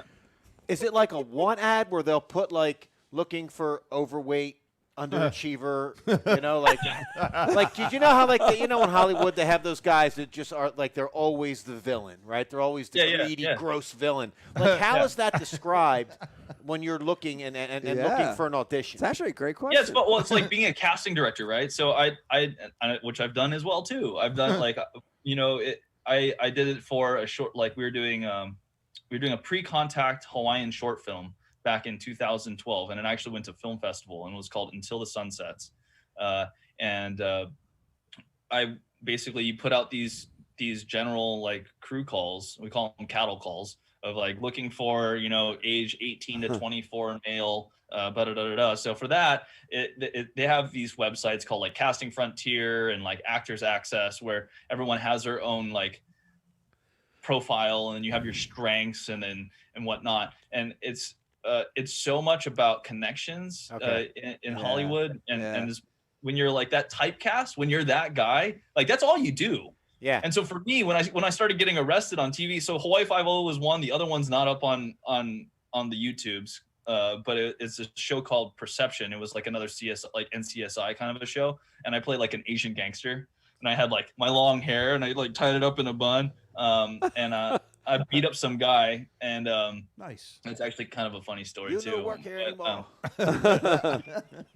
But yeah, I just knew that I was making I was a good villain or I was a good bad guy on the screen, and I was like, man, I don't want to be that guy. I don't want to be that guy that everyone's like, hey, dude, I see you get arrested on that show. You're not trying to be the millennial Tong Po. Just like, Right? man. I said you're not trying to be the millennial Tong Po. You remember the movie Bloodsport? The bad guy Tong Po. Yeah, he was young. badass. I'm sorry. Though. Was that his name? Tong Po. That wasn't. He was from the one that had the glass. He dipped his hands in the glass with the glue. That wasn't from Kung Fu Panda. No. That was Ty. Yeah, man. what's Tai his Lung. name? No, the dude from Bloodsport was badass. Yeah, he was badass. Tong dude. Po. He was jacked. I'm horrible with celebrity names. Yeah, I got you. He was jacked. Unfortunately. Plus, it's way Dave before remembers his time. all this stuff. Yeah, Yeah, it's He before your does. time, Maddie. he does. Maddie, we've got approximately 2 months, give or take, maybe a hair more, before the start of the season. From a fishing standpoint, what's the mindset? We've talked a lot about business. We've talked a lot about other stuff, but this because I'm asking you because I want to know because I'm thinking about it too, right? You know, I'm engaged in the same thought process. But, you know, here we are. It's December, second week of February. It starts, right? It's right around the corner. What's your mindset preparing for the fishing season? One, I'm not trying to bite off more than I can chew. Yeah. Right. So obviously, like my heart, I naturally want to go to start studying for the classic, and I want to start diving into that. I've researched a decent amount, but like just enough where I was like, okay, I got a taste, but my focus right now is Florida. Right. And so I guess for mentally, I just have so many irons right now in the fire, just trying to wrap up like before I get on the road, trying to make sure that all my gear is in order. I still I'm placing, you know, orders with Megabass and trying to make sure all of my arsenal's all lined up and ready to go. I just sent in a bunch of my reels to get service. So it's for me, like when I get this boat on Monday, I'll be able to actually like physically see it, get in it, be able to start putting on some electronics, start to organize it in a certain way. I've never had a boat that had a rod locker that can actually fit a rod over 6'2". Wow. Damn. That's awesome. I fished my bass, but like my old Ranger, I fished it as basically as a and it wasn't until my buddy Hoy actually helped me put in a center storage, which helped me tremendously on a Ouachita. I literally before, like when I fished the regional qualifiers, I'd bring my bag and I would put it in my boat, and then I would basically, you know, use my tools that I had out there, and all my baits and all my rods were on the deck. So I was like, I'm as open book as possible, boys. And so, you know, for me, so it's just like knowing that I have this new sled, knowing that I'm going to have all this new equipment and whatnot, but I'm not going to, you know, lose track of like, okay, what are those, the confidence baits? What are those certain techniques? And what are those things that I default to that I know I can catch a fish on when I have it in my hand? And focusing really on Florida. I got the opportunity to fish this, any of the opens that I wanted to, because my buddy Taylor Smith, who ended up, I think, in second place at the Nationals, turned it down. So I was like, okay, I'll take that. And I'm fishing the Southern Opens. Nice. So I got one event. I did it because after I talked to a couple people like John Cruz and Randy Pearson, they're like, dude, if you have an opportunity to fish the Opens, dude, like as long as it lines up with your schedule and you're not going to overload yourself, dude, just do it. Yeah. I've never fished an Open, and I know they're incredibly challenging. I know that that the field is super rough, but I thought that it would be a perfect warm up into Florida fishing, because I've never been to Florida to fish. I've been there to light a job, a couple years ago, but I never got to wet a line there. And two, I'll learn kind of my workflow on the new Ranger. Right. So it's gonna work as like a perfect like warm up. And that's right on the front side of the first event. Exactly. Right. So I'll also be really kind of tuned in with like, or at least understanding weather, also understanding like tannic water, or like the Florida tannic water, how those fish set up in certain like different combinations of grass and whatnot. Learning, I'm excited because it's kind of like the Delta, right? Yeah. But then you also got poisonous snakes and gators, so that's a whole different thing. When you pick up your new Ranger, are you going to, talk to Johnny Morris about how you feel that money should have been allocated to the pro tournament trail? Don't get me started. He said he didn't want to piss anyone off. Yeah, I want to stay in everyone's good graces, but what fun is that? Yeah, but you know what? This room's not good at that. With your track, all right, guys, have a good night. Maddie Wong, everybody. Maddie Wong has left the chat. It's crazy because guys that won it previous years, like Randy, for instance, he got a truck too. Like this year, I didn't get a truck. Not that I'm complaining. I'm definitely not complaining. I'm super stoked that I get to run a Ranger 520, which has been a boat of my dreams, like ever since I was a little kid. Hey, but so is a truck. would still be a new Tundra, Yeah. What's up with which that? has also been incredibly hard to get. And so the Yeah. fact. Oh, what's that? and- What's that called? That's Jerseys.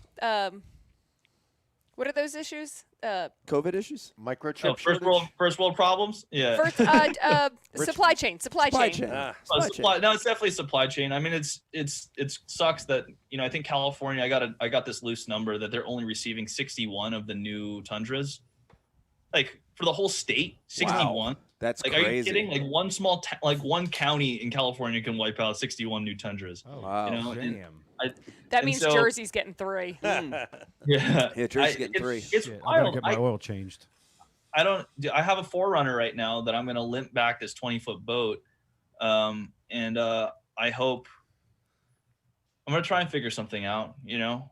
Hopefully something will come through. It's one of those things where it's definitely urgent. It's on my urgent list. It's important and it's urgent. So I would say that's the last piece of the puzzle that's been one of the bigger stressors right now. Maddie, did you see my story today? No, man, I've No, And, I tagged you in it. walking around I in mean, Vegas. okay. I mean, I tagged your ass in it. All right, it's cool. No, I Yeah, with sorry. the vans. No, just skipped right past that. All right, you're lost, homie. The key was right there. A van, bro. Get yourself a van. Oh. That's old school. Oh man, yeah. I'm not against that as long as like the tow cap and the payload I think is an important weight number. Schmayload. Somebody will pull you out. I have a great Crack idea. Lefevre for a van. You could. Towing. Lefevre did it. You Byron guys- Velvick did it. Yeah. Carvana lets you drive a car for 7 days, and then they'll even let you return it after the 7 days. There you so go, you Maddie. just need to keep buying cars from Carvana and just returning There them you after go. 7 days. Every 7 days. And that's a And and you tournament. can get out the vending machine, the car And it's a vending machine. tournament Yeah. week. A tournament week is Right. 7 days. Yeah, So right. it So, works you perfect. so like on a Sunday, just get yourself a new car, and then in Yeah. 7 days, be like, Yeah. I don't want this anymore. Yeah. Get Well, the it's better shit. than Yeah, yeah. James Yeah. Watson rented a U-Haul last year, the whole year. So it's better than that. Did he you know? really? Oh, yeah. Wow. He was at Dude, every props. tournament backing up at the ramp in the morning in a U-Haul. It That's was amazing. great. Yeah. Oh, it was so great. Was it Why like, did we not see any of this? Yeah, I don't know. How Why come did none that- of that was I on did that anyone's one social time. media? Yeah, I know. We should have did one time. documented that. I don't know. Oh, don't know whether that's odd. there might be photos out there. We'll have to- Might be. Yeah. Oh. That's so cool, man. I If I mean, did yeah. that I shit- mean, there's definitely, my will's there, so there's a way. There you go. It's gonna happen. But So judging I'm- on your past and your success in everything you do, you'll win a big event, and you'll be not even fishing in 2 years. You'll be CEO of some company. Too. So I guess good news for everybody else that has to compete against you. You know. Oh man, thanks, dude. Yeah, I got it. I hope that I'm just excited more so to learn. The next couple of years, my goal is I want to requalify for the Classic for 2023, and then I want to be able to. I mean, obviously aiming for the AOY for the Rookie of the Year would be super rad, and then I just want to learn. I'm so incredibly grateful to be able to learn from the best in the world, man. Yeah. Like Mike, I'm stoked to be able to like hang out and pick your brain, and No, Yeah. it's gonna be an awesome year for you. I feel a connection with you because of the national win. It like I said, it means a lot. There's not a lot of us that have been able to do that and then continue on at the higher level like you're doing. So, Maddie, you've had great success. I have a feeling, Pete. Do you agree with me? I have a feeling Maddie's going to do really good. I'm I excited. got a feeling. I'm very excited to see I'm gonna what be transpires here. I'm going to be watching too. I'll be Oh, man. watching. Now, I'm I'll let excited, you man. finish ahead of me a few times, but I'm a competitor, so I got. I know. Well, so he wouldn't give up the secret juice. Well, I man. know. I'm going to wonder pry what and it is. I'm going to pry and find out on my own, and then I'm not going to give it away either. You know what I I mean? was gonna say. I'm going to keep it for myself. Maddie, thanks for taking time out. I know you got a lot of stuff going on. You got a wedding you're going to, but man, we loved having you on the show. It was great hearing your story. I think a lot of people, I've been watching a little bit, been eyeballing the chat room. A lot of people are supporting you. It's a great story. A lot of people are going to follow in your footsteps and work hard and try to do exactly what you did. So very inspirational. Man, thank you so much. Thank you so much again for like having me, and I'm so stoked, man. I'm pumped because I've been watching you guys doing Ike Live and Bass U for a couple of years now, and so to be able to hang out with you and talk story and talk about next year and kind of a little bit about myself and about my past, like I'm so happy and I'm so humbled, and so thank you for having me on. And yeah, I'm it's crazy because it's as much as bass fishing is like this like singular, like yeah, it's something I did, like I want this, like for me it's such a group thing, because you can't just learn it all by yourself, right? You learn from everyone, and for me, everyone, like whether it's the guys from the Ventura County Bass Club, whether it was the guys from the California Bass Nation, whether it was guys from back home on Lake Wilson, whether it's my saltwater buddies, whether it's guys from Bass University, for me, this is a group win for Hawaii and the West Coast. And I'm so happy that I have so many incredible people in my corner. And I'm really excited to get the year kicked off, man. That's awesome. This really, well, we really appreciate you, and it's exciting to watch it. But I'd love for you to like say goodbye, like in some pidgin, Hawaiian, aloha. Pigeon. Let just send us off the way it should be. There you go. It's funny because like in pidgin English, everything's so simple. It's literally one word, and it's shoots. Wow. Shoots means goodbye? Shoots. So which is funny because it's just like aloha, right? So aloha means hello, goodbye, and I love you. There's multiple meanings of aloha. So you'll notice in my YouTube videos, I sign off with aloha because it's it's an empowered, beautiful word that has so many different meanings. And there's the ways that you can, say it. So I would say aloha. I would say mahalo nui, which is thank you very much, and aloha. And I would say to you, mele kaliki maka. Hey, mele kaliki maka, back to you too, bro. But yeah, no, I would love to be able to speak some vision for you guys, but it's I guess I'd need a couple beers to really get it out of me. Well, we're definitely going to have you back on, Hey, and hopefully we can get you intoxicated next time. What's Brian. some good insults? Oh, Like Brian needs them for the bar here. Yeah, like go fuck yourself. What's that? I mean, if someone's crappy, like if they're like just the people on the message board that say dumb shit. yeah, like And you're not trying to be PC, nobody's looking. no, I mean, I think so if something is stink or like, and when I mean stink, it can physically be like rank or like, the smell is stink. But, when someone does something dirty, like steals your car or breaks a window, it's also like a pretty like stink action. So in Hawaii, we call we tell someone that they're pilau. And pilau in Hawaiian means stink or rotten.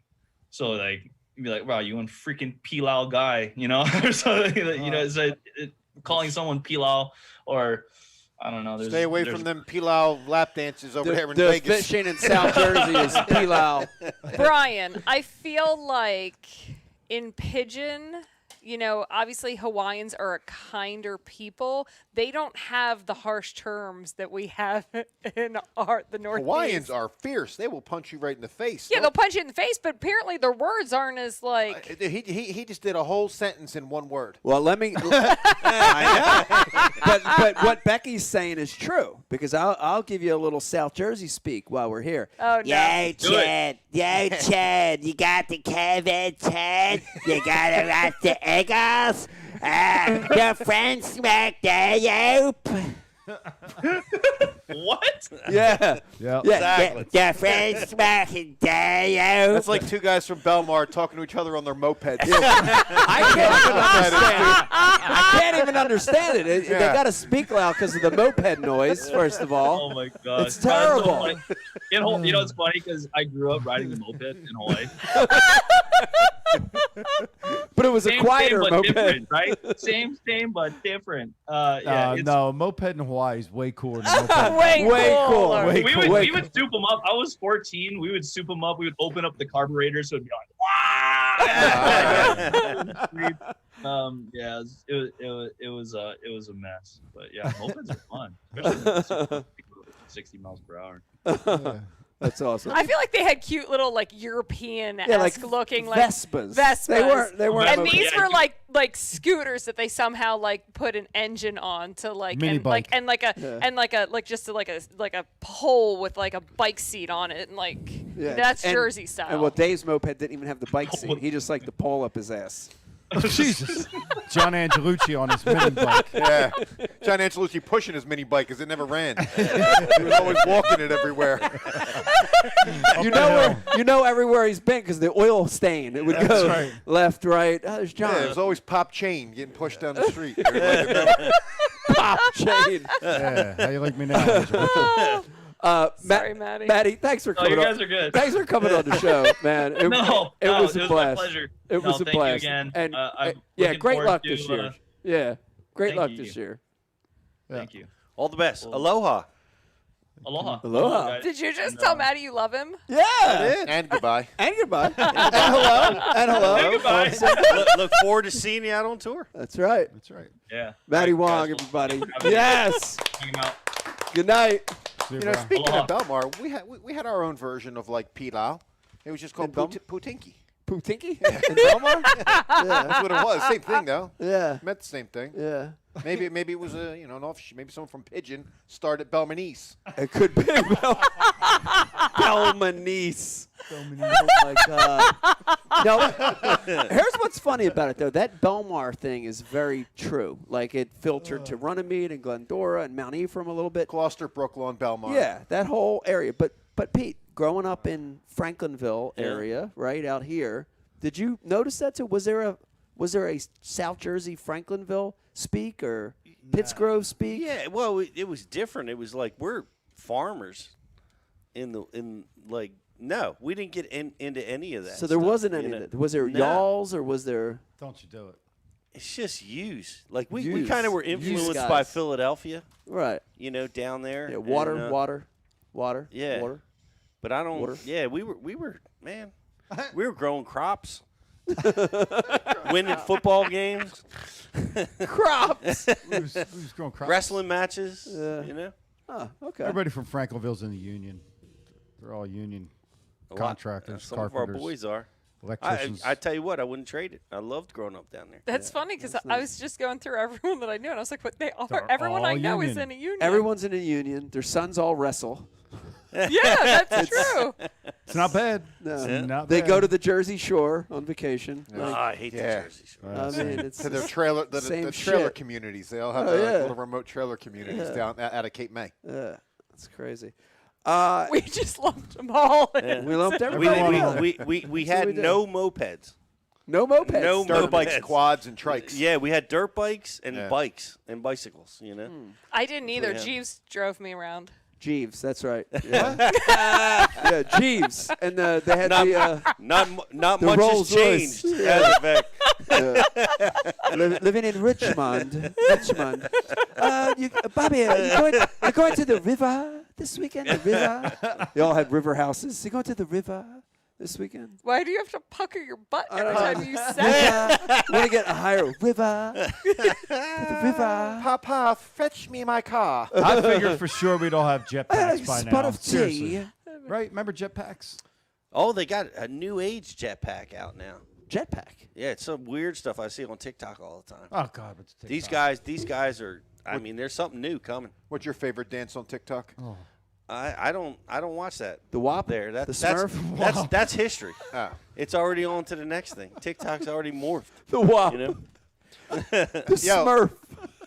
The alternative news community? How do we let Maddie TikTok off is without at the singing? forefront of it all, dude. it's at the forefront of a lot right Yeah, now. man, It's, like, it's I- happening it's there. not- It's happening right There's there. a right lot now. of truth being dropped on TikTok. Oh, great. I like the dog Jeez. videos. Yeah. I do too. I like the boobies. On TikTok? I don't know. I'm just out there questioning. I'll be careful with that because there's not many like legal boobies on TikTok. Is there dude. not? I don't know. Oh, I don't know. I don't have Well, no, because TikTok. it's a kid-friendly site. So I Yeah. don't Commercial would be a great thing No. to happen right about now. No, clearly Mike is liking and the boobage when it comes across. Goodness. Well, I the mean, page. I'm just saying boobs in general. I like boobs. They're pretty. You're I like going. boobs. You're, They're nice. it's It's going down. All right. Listen to me. Great first segment here at Ike Live. Coming up, Brian the Carpenter. Who do we got? We got Billy Egan coming on. Yeah. We're going to talk to Billy real quick. Is he about still coming on? Billy's coming on. I think we're going to talk about. He's got Aaron's thing coming up in a few weeks. Yeah. We're also going to do an MTB unboxing. And who knows? Oh, we got Yeah, who knows? This, that, the other. Maybe a couple other things. Hang in there with us. When we come back, more Ike Live. They got about 30 feet of space at Dick's, like on the racks. yeah. You know, right now where we're standing, we're in Camden, New Jersey. Yeah. Philadelphia is right there. This is the concrete jungle. And, you know, a lot of those kids, as they grow up, they don't fish. It's interesting because they're surrounded by water. You know, the Delaware River, the Schuylkill, ponds, city park lakes. But they don't have the influence to cast, to fish, to have a rod and reel. And that became our focus, you know, is to target kids in what we call non-traditional areas, you know, urban areas, city centers, where the population's high, and let these kids have an experience.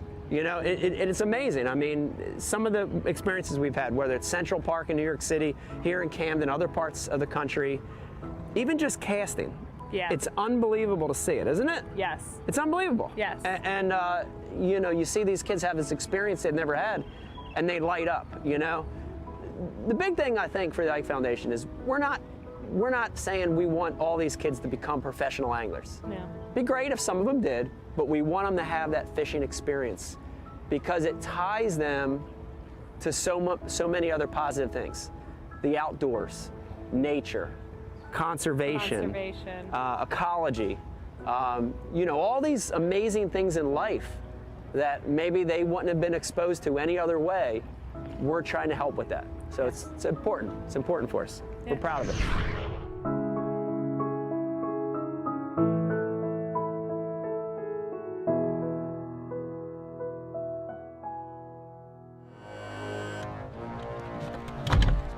TH Marine has been producing top-of-the-line marine accessories to rig boats from transom to trolling motor for decades.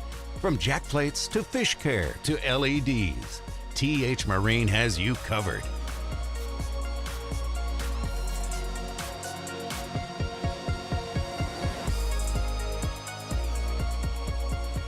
TH Marine, outfitting your boat from transom to trolling motor. At Founders Brewing, we asked ourselves, what if we brewed a beer perfect for any occasion? A beer that makes a weekday feel more like the weekend, and the weekend feel more like an adventure. What if we brewed a beer that brought us together and allowed us to be ourselves? A beer that is just as much of a companion as it is a reward at the end of the journey. What if we explored the unknown together and found a new way to celebrate taste and flavor and life's simple pleasures? And what if we brewed a beer that could go where you go without slowing you down? Founders All Day IPA, low ABV and full flavor that goes where you go. Perfect for any occasion. We're excited to announce our brand new partnership with an amazing company, Heshi Socks. That's spelt Heshi Socks. Go to heshysocks.com to check out my brand new Mike Iaconelli collection. That's right, I have my own custom socks in tournament colors. I promise you, you will never, I mean never, find a more comfortable sock. The great news, all my socks are under $10 a pair when you use our promo code IKE20. Go to heshysocks.com, use the promo code IKE20 to get the most comfortable socks in the world. Cheese. Cheese. Hold on, wait. And Go. Cheese. Cheese is good. Welcome back, everybody. Hope you're having a wonderful Saturday night. Did I you know say we wonderful? are. Wonderful. Hello. I heard you. Hello. What the heck? What are you gargling over there? I don't know. I hope you're having a wonderful Saturday night. Man, I hope you're having fun watching this show tonight. We had a great guest on. Dude, very impressed. I got to be honest with you. Very impressed with Maddie. Yep. You know what I mean? Like, coming on the show, very well spoken, has a plan, put it in place, fishing the elites. It's impressive. It is very impressive. What's really kind of neat, we didn't get into this, but he fished with Kevin Short. Yes. Out in Vegas. K-Pink. And he used the square bill to win. He did. At Ouachita. He did. Based on his influence of watching Kevin out there and his other videos. Yeah. It's And watching interesting. Kevin on Bash U. Bash U. Which Yep. was awesome. I wanted to say this to him when Maddie was on, but I saw something when he was fishing that national championship. So I was following it along, and they have the photographers, have the images from the day, right? Mm-hmm. And the images after the second day, because Maddie, I think, had an okay first day, and then the second day he had another decent day, so he started getting up in his division. So they had pictures of him fishing on the second day. Ouachita River, place he's never been. Red Shed culprit. No, sweatpants. I saw that, and it's funny. Like, I know there's a connection here. Follow me with Did this they one. still call them sweatpants? Yeah, sweats or joggers, whatever they were. But go ahead. What's the connection? The connection's this. How many fishing guys, pro or non-pro, have you seen fishing in joggers and sweatpants? None. I think it's a new thing. It's a new trend, though. Is it? Okay. Yeah, Because guys with little dicks are putting sweats on to make it look bigger. All right. Well, I didn't know And that. I don't but, mean that about Maddie, but it's Yeah. it's a new trend that I heard Okay. about. Well, but here's what I thought when I saw it. Not about you, man. All right. Here's what I thought when I saw it. When I saw it, like, I looked at all the pictures, all the dudes, every dude regular, tucked in, bullshit khakis, whatever. Yeah. And then I saw Maddie with sweatpants, and I'm like, just felt loose. Well, felt like honestly- loose and comfortable. And I'm like, that dude's cool. Like, he's loose. Yeah, and again, I didn't mean that. About Yeah. No, Those- It's everybody else. You think about it, right? You're up there having to move efficiently, covered back from front deck to back deck. Yeah. I mean, they're athletic pants. Right. But you got no Designed. pockets.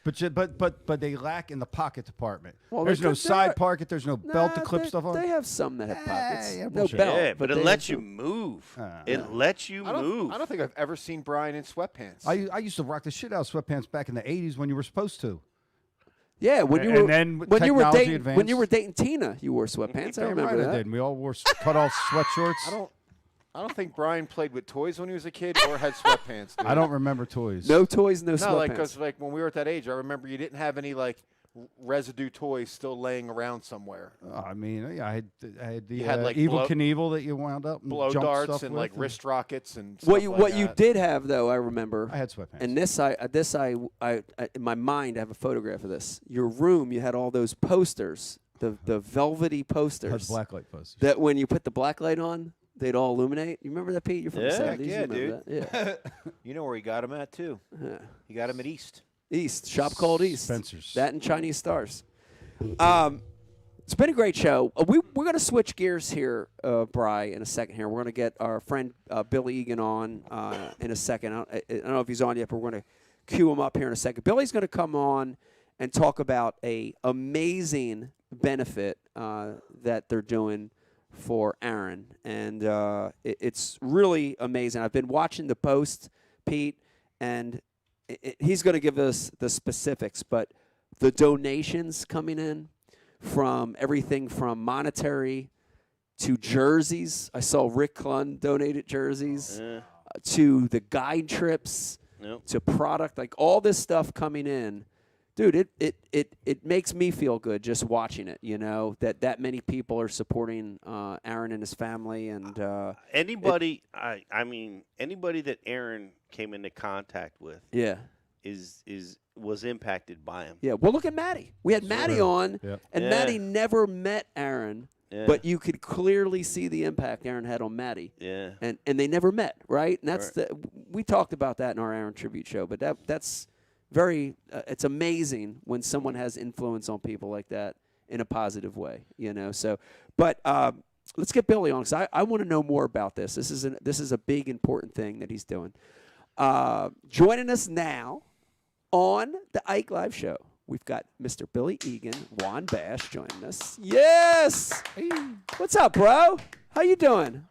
Good. How are you guys? Can you hear me okay? I can hear you okay. Real quick before we start, I do want to let you know something. I got to fish the U.S. Open this year, Pete. Yeah. I loved it. I freaking loved it. It was amazing. It was a dream come true for me. Gosh, I want to fish that tournament. It's such a cool event. And I told Billy when I left, I said, I'll be back next year, because not just from a standpoint of wanting to go back and win. Like, I do. That's a thing that I want to do now. But the way the tournament was run, the meeting, the people, the lodging, the lake, the scene, like the whole thing was I was taken back by it, right? We just to let you know, Billy, Becky and I booked the houseboat this week for the dates. So we will Nice. see you again in October. Very excited to come back next fall. It's awesome. It was awesome to have you. I've been doing this now 11 years, and I've been trying to get you to come out those whole 11 years and to have you come out and be a part of it. And, I always tell everybody that fishes either the U.S. Open or really any of our open tournaments because of the shared weight format, which is so unique and so different. And nobody really knows it unless you're from the West Coast because there aren't many other people that do it. It's an experience that you'll never forget in your lifetime. And you build relationships with people that you've maybe never met before that become people that you are lifetime friends with. Yeah. And I always tell somebody, if you fish it once, you'll be back every time because it hooks you up. I'd agree. I'd agree with that 100%. And I love the challenge of the fishing, but the community there was that feel of a community feel was so awesome. Like, I didn't want that day to be canceled. We had a day canceled. Nobody wanted to sit for a day, but I had so much fun going houseboat to houseboat and talking and chatting and seeing old friends, meeting new friends. Like, that was a fun day off. That's pretty amazing. Yeah, it was so cool. That houseboat alley that you guys are all staying in is a unique experience. Just seeing it, because I'll go down and hang out with everybody. We didn't get a lot of time to hang out, but it's an experience down there. Just the camaraderie and the people and the respect that event gets and how it's been built back up to where it's at now. I mean, $100,000 payout tournament, out here on the West Coast, that's a big deal. It's a big deal. It's a big deal. It's a big event. Speaking of past champions and speaking of that event, it's become a benchmark. We've heard it said different ways, but one of the toughest tournaments to win, right? It's like the Ironman of fishing. But Aaron, of course, a multi-winner there at that event. And give us the update, Bill. I filled in everybody a little bit, but you're doing a great fundraising thing. We've got it coming up, I think, in just a couple weeks here, right? Is it this Friday coming? It's actually next Saturday. Next Saturday. Yep. December 18th. Yep. It's at Lake Casitas, which is in kind of Ventura County area. It was one of two lakes that Carol and Aaron started their whole career at. Either it was Casitas or Castaic back in the day, or Piru up there. That's where he and his mom and his family found the love of bass fishing. So, I just like everybody else, I happened to be in Cabo running a big tuna tournament at the time when Aaron actually passed. And he and I met at the 2010 U.S. Open. I had obviously known who he was. It was an honor to meet him then, but I think we had 112 boats at the U.S. Open that year. There was a lull back in that 2008 economy stuff that had happened. Yeah. And Aaron and I hit it off right off the bat. Like anybody who's ever been around him, whether you're a stranger or somebody that's known him for a while, he makes you feel like you're the only person in the world at the moment that he's talking to. Wow. And, so and true. he made you feel connected to whatever that moment was. And he leaned over to me. I think Clifford Perch won it that year, who's the only other guy that's won it 3 times. besides Mike Folkstad, who is retired. But he leaned over and he said, "Hey, Bill, we need to get this tournament to 200 votes. And I'm here to help you. And anything I can do to help you, you just call me anytime." And from that day forward, we would just connect. And you know, Mike and John Murray and Velvic and Skeet, he was the type of person that would just randomly call you. Yeah. And just, you'd be like, "Oh, hey, Aaron, what's going on? I just called to say, love you, bro. Yeah. Want to see how you are." Yeah. You know, and the weirdest thing was, you know, as men, we're machismo guys, you know, and saying I love you to another guy is not something that we really knew a lot in our age group. Yeah. And he was the first person that, you know, looked me in the face and told me, "Hey, I love you, man." And I was like, at first caught off, but he told me, he goes, "Don't ever be afraid to tell somebody you love them, no matter who they are." Yeah. And from that day forward, I've always told people that I connect with the same thing, and they give you that deer in the headlight look, but it's okay. It's okay to do that. And it was his special thing. So anyways, I, like everybody else, when we found out, it was very, very disheartening, obviously, but it was nice to know that he was no longer in pain and that he was in a different place and that he was a godly person. So I asked Carol when she reached out to me, I said, "So where is it? What time? When can I be there?" Yeah. And she and Leslie had talked, and they didn't want to, or were afraid to do something because they didn't know if it was something that would be able to be contained or if it was something that would just overflow with all the support, which obviously with somebody like Aaron and the type of person he was, Yeah. garnishes that type. And so it was obviously something that they were worried about. And I immediately, I said, "Look, this is what I do. I put on events. Yeah. Let me do it for you because it's deserving of him for at least the West Coast people who didn't get an opportunity maybe to see him in Alabama in the last month or 2 months of his life. Yeah. To have a time to tell story, like Maddie says, you Yeah. know, to get together, embrace each other and have an opportunity to just remember what was so special about him and what he meant to the fishing industry, to all of us. And so I came up with the idea of starting the Hog Snatcher Benefit, which is hashtag Hog Snatcher Benefit.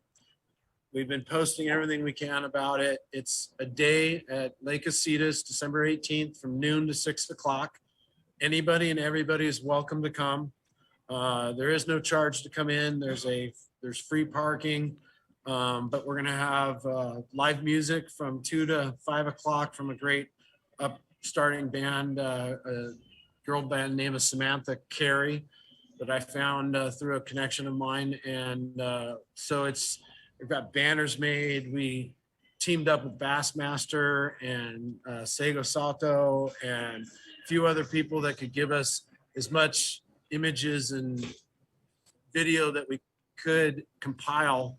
And another volunteer, a young kid named Skeeter Johnson, reached out to me, and he put together an hour-long photo video remembrance of Aaron, all the music. And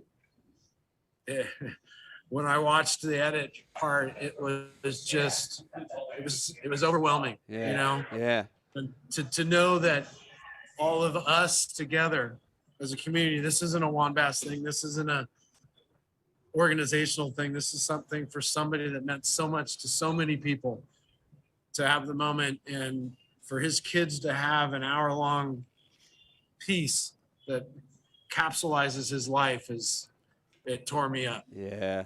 Yeah. So- I'm sure. I'm sure. This is an amazing thing. The first question I have, and I know I'm not monitoring the IM, and Dave is here, but I know Cheers, guys. this question's coming through. Cheers. We got a lot of people watching and listening right now that they're watching and listening to this right now. And they're saying, "I didn't know Aaron, but I loved Aaron. He inspired me. I want to help." If there's people watching right now and they want to get involved in this, They live in the Midwest. They live in the East Coast. They live in Canada. Can people get involved in this, Billy? Yes. Part of that hashtag Hog Snatcher Benefit is on Facebook. There's a group page that's titled the same thing. There's also an event page that's titled the same way. Join the group page. There is so many things happening, which, originally it was just a gathering to get people together and get the community together. And now the sponsors have donated items, rods, reels, lure packs, you name it, so that we can offer people that are willing to and don't have to donate to the GoFundMe page that we created, which is also the Hog Snatcher Benefit for Aaron Martens on GoFundMe, which you can find on the Facebook group page or the event page, or we're actually having a website come out real soon called, which is hogsnatcherbenefit.com, which will house a lot of the information, the stories, the videos, the things that have kind of happened through this whole, it's like the mud sticking to the tires and it's rolling. Things are just, and you guys, I mean, Mike, you sent in a signed autographed jersey. Rick Clun did. Kevin Linehan from Mercury got involved. He's a good buddy of mine, and Todd Woods. They've got over 150 of you guys sending in signed jersey, which we're going to set aside and create a website so that people can auction on those. It's the largest jersey drive ever put together. Wow. Literally for one person. So all the money that's going to be generated for that, and that's going to go on for months. We're going to have this website put up where people can auction or bid on these jerseys that will directly benefit Leslie and the kids. So that's the most important thing to me. Is it's great that so many people are doing things for Aaron and in Aaron's name, but if it's not directly affecting Leslie and the kids, right, make sure it is, somehow make sure it is. Yeah. So the GoFundMe is created so far over somewhere almost close to $15,000. My original goal is 20, but we've had people donate already about $15,000 in donations for the expenses of the event itself, for the stage, the lighting, all the things that we have to do to make this thing come together. All these jerseys that are being given, we've got guys that are offering guide services for, the money that's raised will go directly to Leslie and the kids. So, check out the group page on Facebook. It's Hog Snatcher Benefit at a group page. You can also go to the event page itself to find out information. Soon the website will be developed. And if you're able to come out December 18th to the show, there's a lot of people flying in. I know Byron is. I know Kent Brown's coming down. Chris and Traits Aldane had talked about coming out. We'll also have live Facebook broadcasts for moments there from maybe the band or some of the speakers that we have.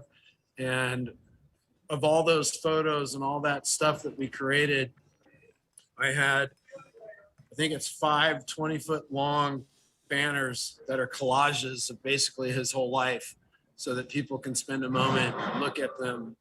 Another one's a big whiteboard where everybody can leave a message and a note for Leslie to take home with them. So wow, it's amazing. The outpouring and the outreach is crazy. And the more that you guys, like you, share this information, the more people reach it, because Aaron touched so many people. Yeah, it's true. It sounds like an awesome event. And it's interesting when someone passes like that, there's a period of like sadness and mourning, and it kills you. But then as time goes on, it turns into a celebration of his life, and a celebration of who Aaron was. And that's what this sounds like. It's going to be an awesome event.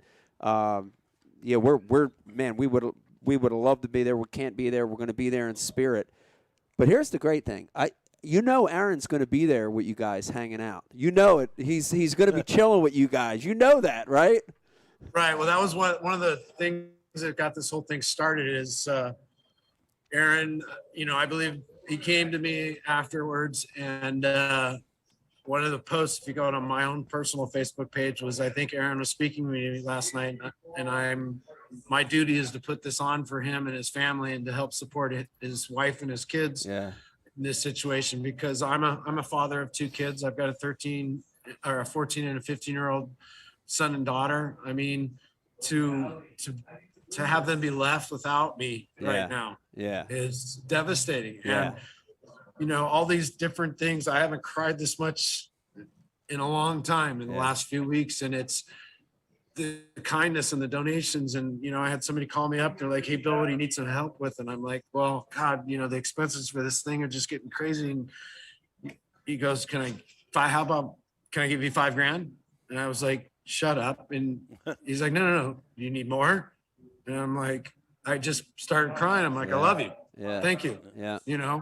And whatever we can do together. I mean, the US Open was something very, very special to Aaron. And like you mentioned, Rick Clunn put it, I think, the best that I've ever heard so far is, you guys do a lot of different things out there in the East, and Bassmaster and MLF and all that stuff. But to call yourself a true champion, the US Open's got to be one of those titles that you own. I'd agree. Yeah. And it's unique. It's so different. It's like fishing on the moon. It's the best way I can explain It's it. exactly That's like a good analogy. I've never heard that before. That's a good analogy. It really is. That's what I felt like when we were out there with the Bassmasters tournament. I'm driving through the desert looking at cactus. Oh yeah. And donkeys. Like jackass everywhere. desert donkey. And like these things, they're so big. They're so big, and there's no food. I'm like, how do they get so big? From Burger King. But Pete saw a Mirage. It was just a double Whopper, a cheeseburger. Trying to get to it, he couldn't quite get to it. He's Is just that an old reaching. country buffet? Just reaching for it. That's Next not year's what the I 40th saw. anniversary. Yeah.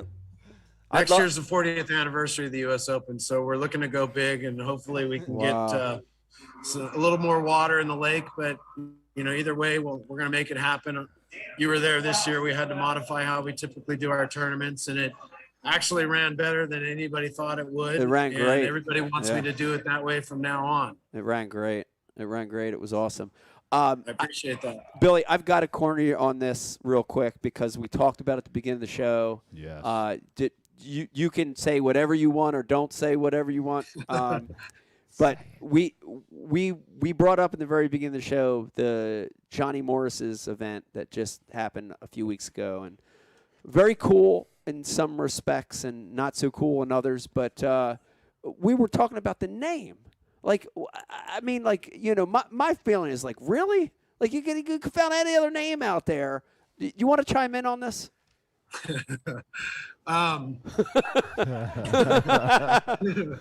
I've been pretty quiet about it myself the whole time because I've done many things before I accidentally became a tournament director one day.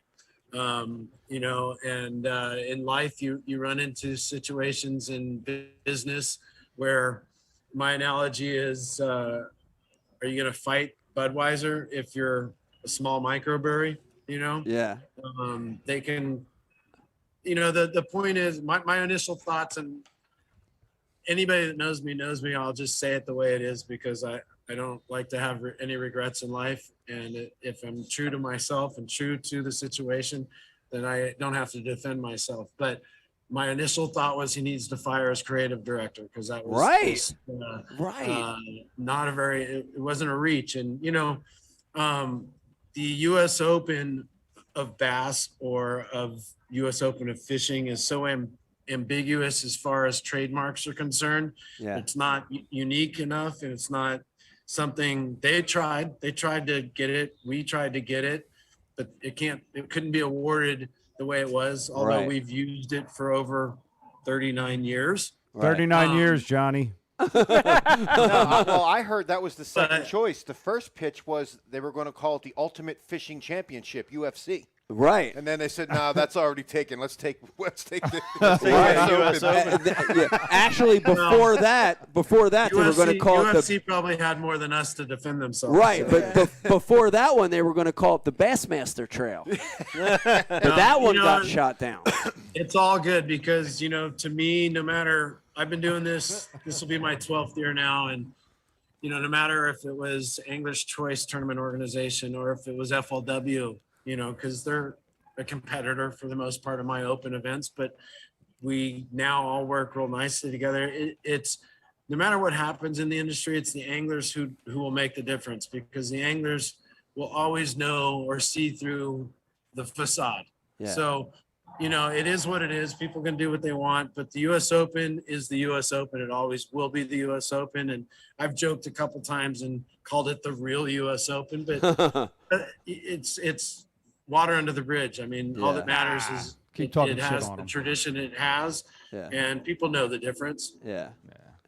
That's a good answer. It got you great publicity, though, because all of us are talking about it. Well, you know? it did in some respects, and it didn't in others, because they had one of their qualifying events for the U.S. Open on Mead, and that's the one where they did a shotgun start. People were banging into each other, and they sunk 8 boats. So in that respect, it's bad publicity, but... We're joking about it now, but if I I guess. won that money, I'd be calling Johnny Morris dad. Oh, I would call him dad, too. What do you need? Want me to go kick Iaconelli's ass, sir? Dad! Dad! I also know, obviously, like we had to cancel one of the days this year. I mean, they landed on a week, and I even called a couple contacts I had warning them, because the week before that forecast didn't look good. And whoever was on site and had to make the call was in a tough position, much tougher position than I think I would be in, because of the expenses that was put out for the event itself. Yeah. And the trucks and the things and the people that they brought out, because it's not a small show. Yeah. They wanted to make it a big deal, and that it affects a lot of things. And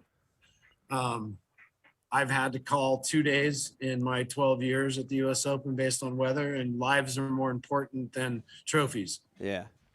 So, Yeah.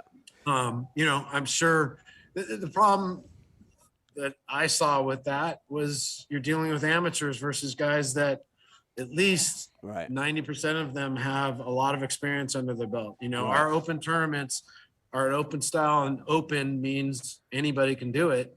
If you've got a boat and you can pay the entry, you're a pro, and that's some of the good things about our events, is that it opens the door to anybody that wants to fish, but it's also very dangerous at times when you get conditions like you can at Lake Mead or places like that, when you don't know the capabilities of some of these people and what they knowledge they may have or not have on big water or dangerous areas like that. Yeah.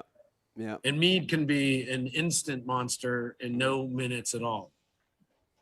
It can.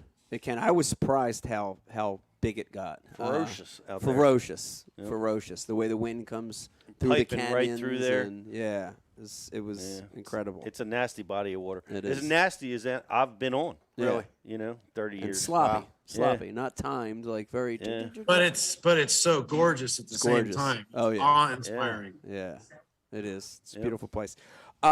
Billy, let's say it one more time. We've got probably a couple new people chiming in and listening that weren't here on the early part of the broadcast. Great event for Aaron coming up this Saturday down in Southern California.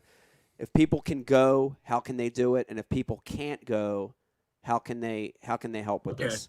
So it's December 18th, which is next Saturday, Lake Casitas, which is in Ventura area off the 101.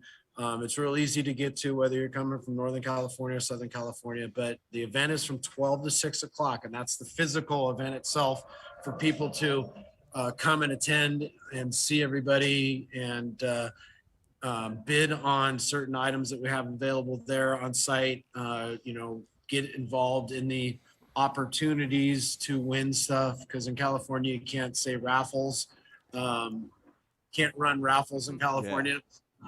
So there are opportunities to win sponsor items that have been gifted. But if you can't make it and you can't come physically there to donate, because we'll have the ability to donate to the GoFundMe right there if that's what you want to do, or if you want to just auction in on some items that are happening at the show, you can do that.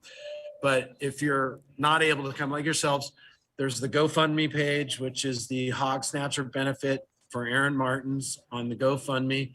You can find it on our Facebook group page that we created, which is the Hog Snatcher.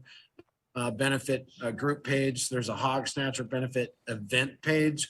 The hashtag Hog Snatcher benefit will lead you to everything that we've been doing. There's a jersey drive with over 150, I think it's almost to 180 pros that have confirmed that they're sending in their jerseys. Wow. Which will be auctioned off. There's Byron was telling us today that he's moving and he's selling all his old tackle and giving all the proceeds to Leslie and the kids.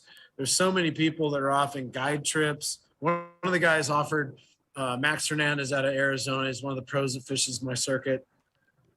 He does carpets and padding. So he said, hey, Bill, I'd like to do something. Can I offer up a carpet and padding service? They just have to come to Arizona with their boat and I'll take care of it. And I said, sure, anything helps. Well, it's already up to almost $2,000 that he's going to then give to Leslie and the kids to do that service. Yeah. And there's guides that are offering up things that you can literally go to this group page, find the guide. Byron's offering a guide. John Pearl, which is a Clear Lake big bait phenom, is offering them.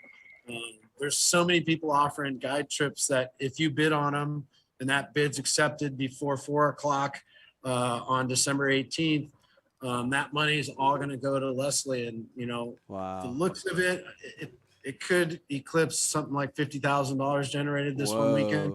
That would be And that's awesome. without anybody getting more involved in the GoFundMe now. So between now and next Saturday, and the GoFundMe actually, because Bassmasters and us are working together, they're going to promote it up till March 11th.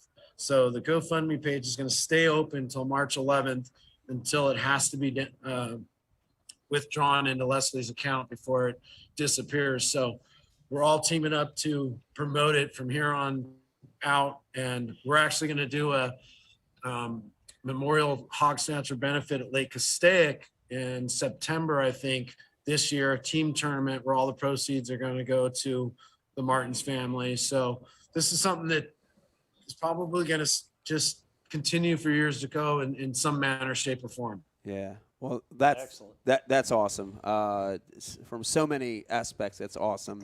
And for the memory of Aaron, for helping Leslie and the kids, just amazing that you and a lot of people, right? Because there's a lot of other people doing cool stuff.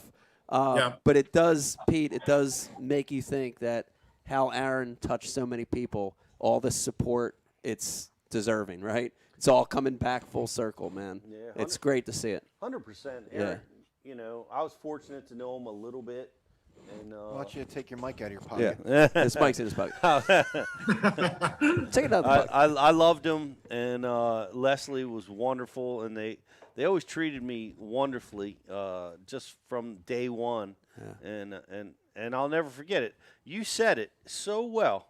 Aaron had the ability to make you feel like you were the only one there, make you feel special, and he definitely did. He did that to me, and so many others. And I'm one that has donated a guide trip, a Bass University package, where we're going to give away a annual subscription to Bass U, a clothing pack, and a guide trip with me.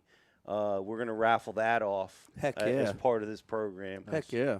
And that's awesome. And I just want to do more, and I will keep doing more. He's just a powerful guy. And you know what? We feel blessed. I feel blessed because Aaron gave knowledge to Bass University. He gave a couple really, really powerful seminars that were, in Aaron Martin style. And we were able to. We were able. Only the way Aaron can do it. That's for sure. Yes, and they were A-Mart style. Handing him the mic at the U.S. Open after he'd win a U.S. Open, and wondering and where the chasing speech him was around. Go. Where is he going? Yeah, it's he'd great. be talking about something, and then his daughter would move, and he'd be gone for like a millisecond. Yeah. And come back, and it'd be a totally different subject, but it was just Aaron. And great. Seeing him at the U.S. Opens, and I think the U.S. Open, although he didn't really, because he can't really relax at events like that, but it was something that when he came there, he took a methodical time, and he'd be up on the top story of the parking structure working on his stuff until 1 o'clock in the morning with his headlamp on. And I'd walk out there going, dude, what are you doing? And we'd have some of the best talks and, just connections. And I'd watch him tie line. And we had a couple guys show up one night and just hang out, tell story. It's like Maddie said, my mom's from the Big Island, Hawaii. So I'm Papa Haole myself. So listening to Maddie and listening to him talk Pidgin it hits home because I'm part Hawaiian myself. But, it's Ohana. Aaron was part of the family, and the way he'd reach out at just random moments. One of the things I posted on my Facebook page was our communication. I recorded our text messages up until the end. And just so other people could see that, it's okay to be open with your friends and to be vulnerable with people and to be real with people, and he was real in every aspect, and his mom, his family, Leslie, to be with somebody that's going through that and to support him to the end, to allow him to be fishing to the last moment until he was in hospice. It must have been very hard for her to do that, but it must have been very easy at the same time for her to do it. Yeah.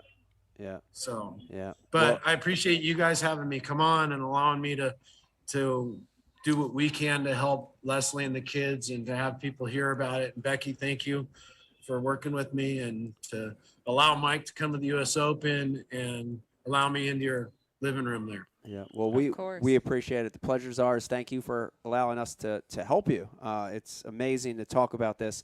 And here's what I want to say one last time before we let you go. I will see you next October at the real U.S. Open. Real U.S. Open. I will see you at the real U.S. Open. So, all right, man. Love you, bro. Billy, love you too. You take it easy. Have a good night. You too. Take care, guys. Okay. Thank you. Billy Thank Egan, you. everybody.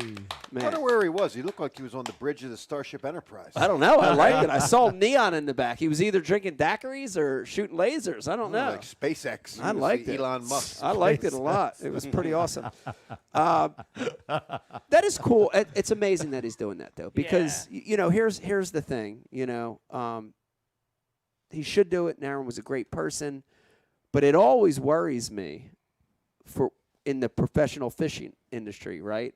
Like, these dudes don't have, you know what I mean? And I don't know Aaron's situation, right? But, this isn't a normal profession. Yeah, there's no 401k. There's no 401k. Insurance.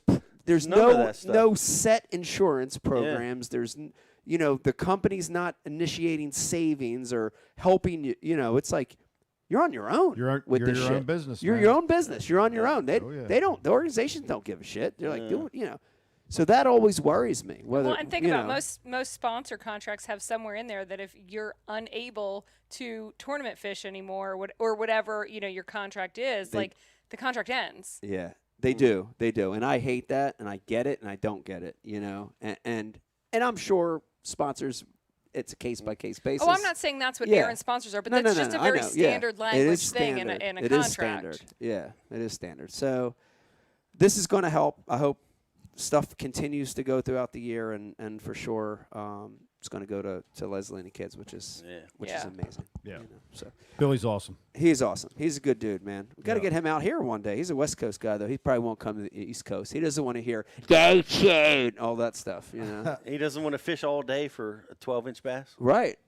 Yeah. Well, the one caught at Audrey today was a 4-pounder, though. Did you see that? Nah, who caught it? Wow. Don't know. I can't remember. One Snagged it in the 4-pounder. One. Yeah. One 4-pounder. There's always a but. We were always qualifying it. Yeah. I can't stand that. Oh, you bought. No, we caught one fish. But Audrey used to have giant smallmouths in it. But the bucket fishermen took them out. But Lake X got stocked with smallmouth for no reason. yeah, Lake X got Lake X might have got a couple big ones today. Who knows? There's no telling.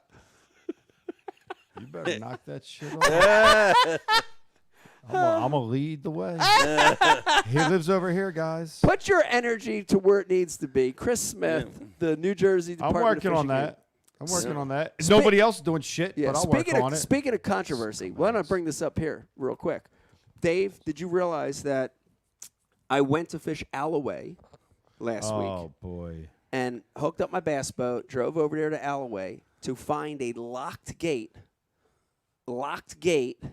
with a little sign. I'm going to make a post at some point eventually because I want to stir this pot, saying, because of the things that happened in this summer, we were forced to shut this gate.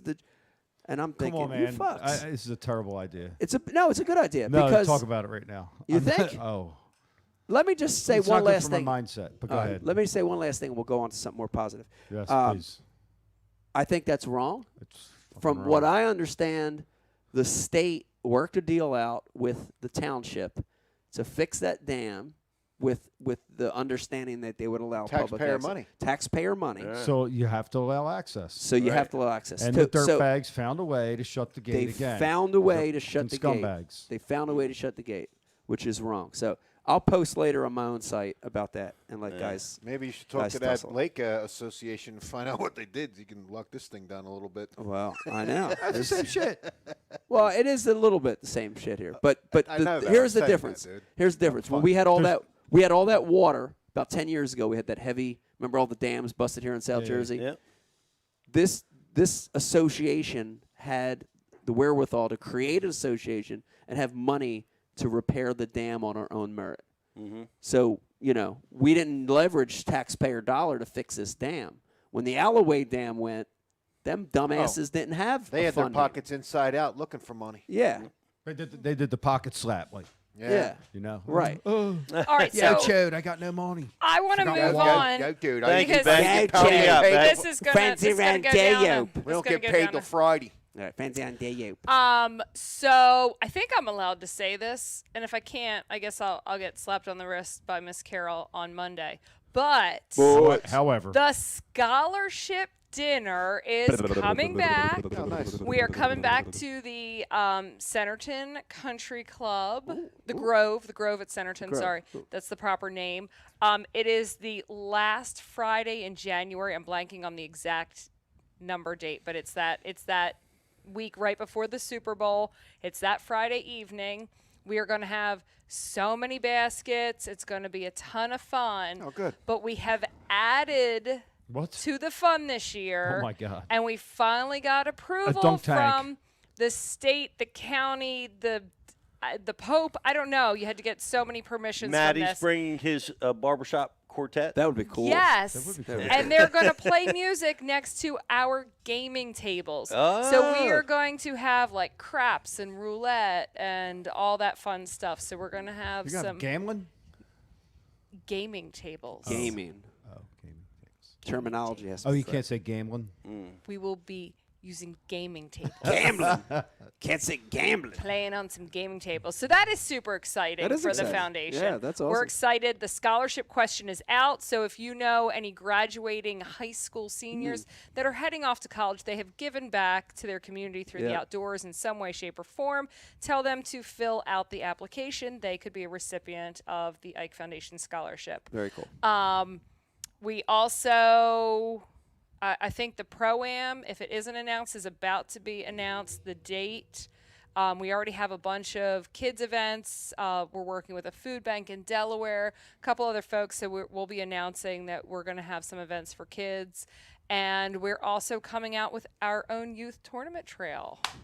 Long overdue. 2022. Long overdue. Wow. Finally hitting in 2022. Yes. What's that about? So I can't say too much because we're still waiting on permitting, and most of these places won't give permit. They've tentatively said, yes, that this should work, but they won't give permits till January 1st, so I can't really say. But we want to make sure that kids have the opportunity to tournament fish that wouldn't have the opportunity. So it's going to be small boat tournament events.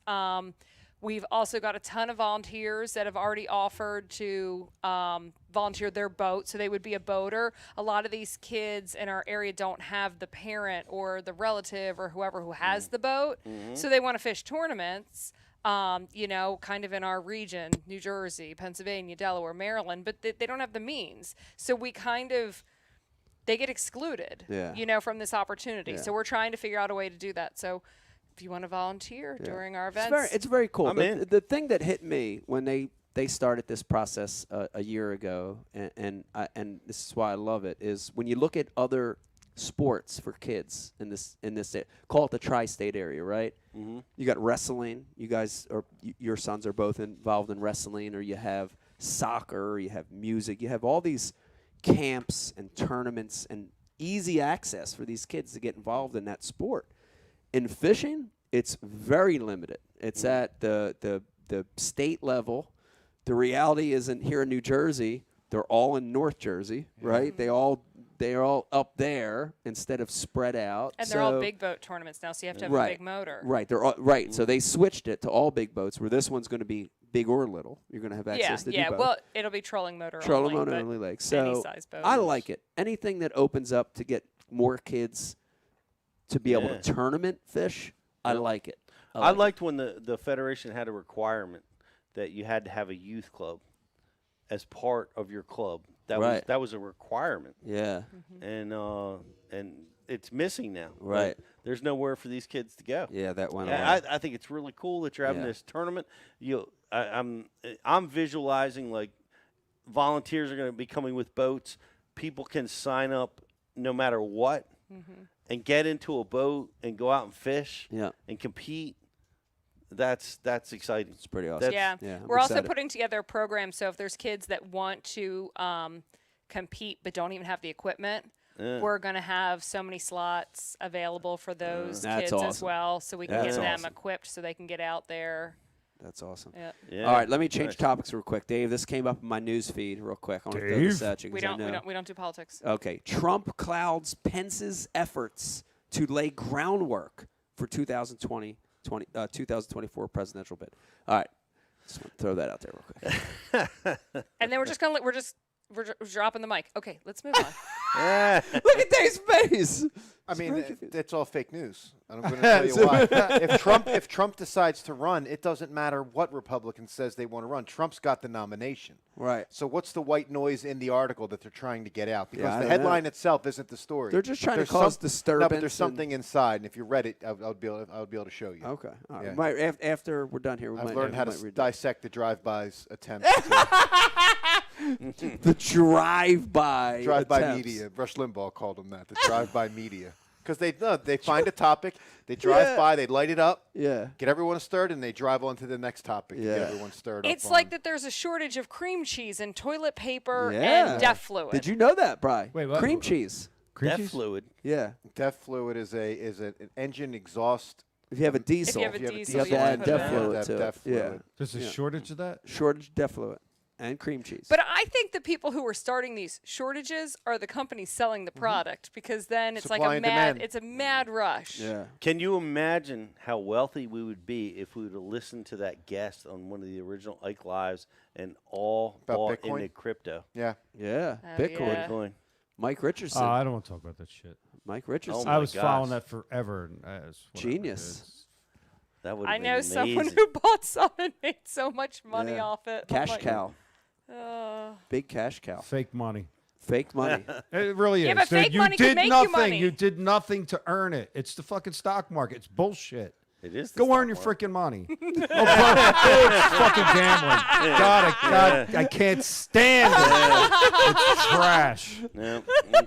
Earn an honest living. Earn your money. Or go All right, what do we have Brian- left to do on this Christmas extravaganza? Brian failed to buy a Bitcoin. Yeah. Well, here's what we're going to do. I Here's what bought we're gonna do. houses to put children in so they could go learn. We got to do MTV, What did then we you do got to with your take a Bitcoin? quick You break. did And the damn then, thing. and then we hit a quarantine. And Still how doing good. How do you want to operate this? You want to do We're a gonna do a commercial. All right, let's do a commercial. Listen, when we come back, this last segment's going to be short, but when we come back, we have an MTV unboxing and Stormtrooper. Oh. making We'll a have guest another appearance. break And before there that, might though. be some more stuff. Uh-oh. Okay, hang in there with us. When we come back, more Ike Live. Johnny Morse? 4.5-inch drop shot worm. Bama bug. Finesse jig, PB&J. Give me something hard. Hey, KVD here. Now, I didn't always know this much about fishing. 4-aught EWG worm hook. In fact, there was a time when I couldn't tell the difference between a jerkbait and a stick bait. But then I signed up for Mystery Tackle Box, the original monthly tackle subscription. And now I know more about fishing than I do about calculus. And he knows a lot about calculus. Plus, I get amazing extras like free fishing magazines. October 2016. Featured article, 4 places to throw a frog. Exclusive decals. Zombie bass. And how-to videos for all the great baits I receive. How to tune a crankbait. Is that underwater footage I smell? I got goosebumps. So if you're looking to develop enhanced fishing abilities like me, or you just like getting new tackle every month, go to mysterytacklebox.com and get your box today.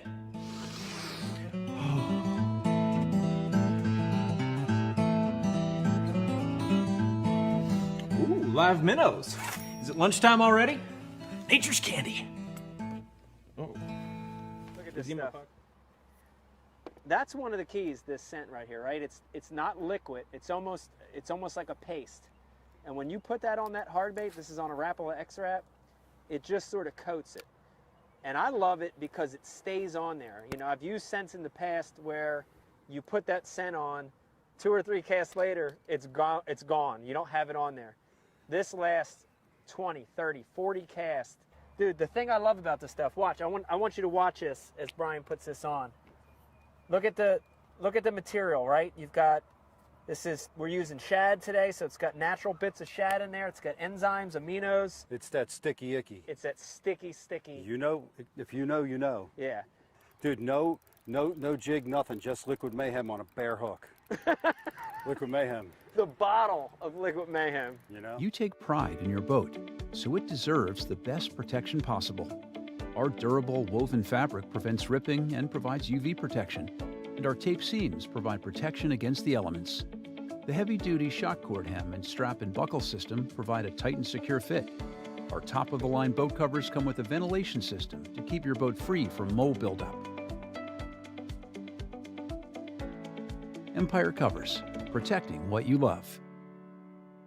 This is your tackle. Not that kind of tackle.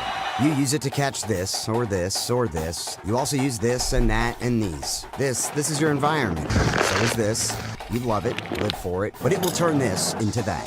This is the Flambeau Z-Rust Max Tough Tainer series. These are fully infused with exclusive Z-Rust VCI anti-corrosion technology. This is a U.S. naval battleship. The same Z-Rust technology used here has been used on those to protect advanced weapon systems from corrosion in conditions like these. For the fish, it's invisible, odorless, tasteless. And for you, it's FDA-safe anti-rust protection for a minimum of 5 years. This is the next level of tackle management, not that kind of management. This is the Flambeau legacy of tackle systems. What's your tackle worth? It's more than who you are. It's who you're with. And it's more than what you do. It's where you do it. Tin Cup Mountain Whiskey.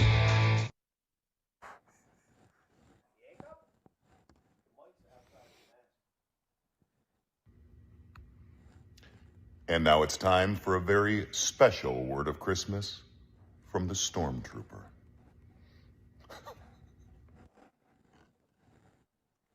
2021. This Ike growing the sport, they too many anglers on the water, son. On the bank of the lake, to the right of me is hate, cloaked in his best SPF. So then I cast to the left and snag discarded saltwater tests. Thanks, Ike. Or mucho gracias, as says the Mexican. Instead of foisting free rides to the kids, give them books to boost their lexicon.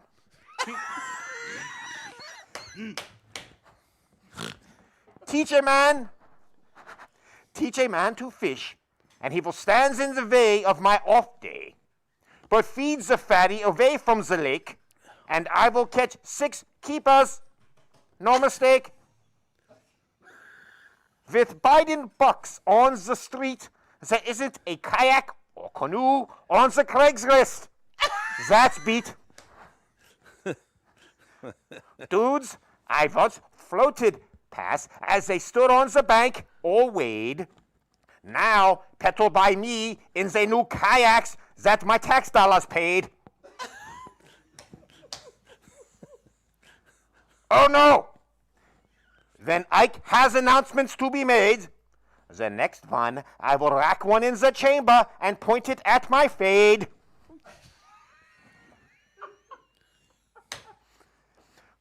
Back to the bass. No surprise. Once free MLF, now costs 65.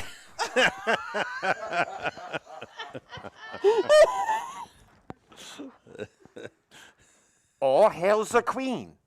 The queen has spoken. All about the fabric cloth the Chinese Vigas have woven. Gucci on her feet, Gucci on her back. Green worms held against their veil, tortured for their silk. 4,000 cries from them, 4,000 times of them. Toddler fox hair and unicorn manes, worn once on the top hat, never seen again.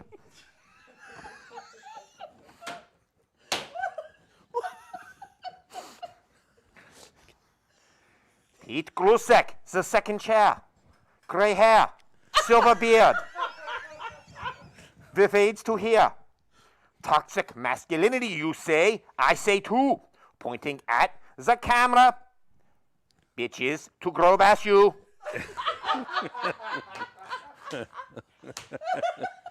Shut up and fetch my supper. I had a long day's work. But you were fishing on the water. Bam! Uppercut.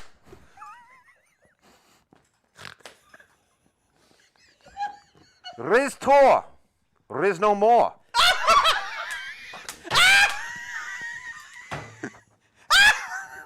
Work boots still in the box. Work gloves still at the store. Jake. Yes, Jake. No steak. No snake. No State Farm.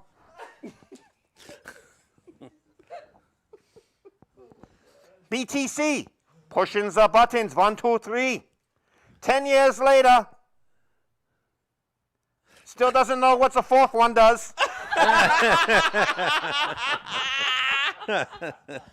Wire kicked loose. Show now delayed.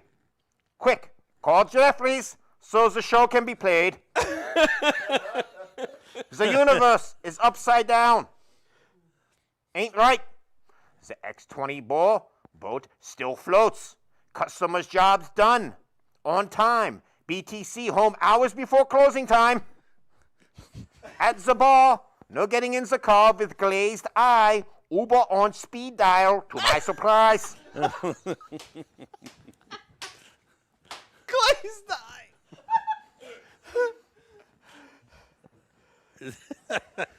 Thank you. Have a Merry Christmas and Feliz Navidad. Wow. Stormtrooper, everyone. Wow. Stormtrooper. Wow. There's a lot there. I have to go back and try to digest it. Oh, my God. Well, if you've ever watched spoken word, it makes as much Oh, my God.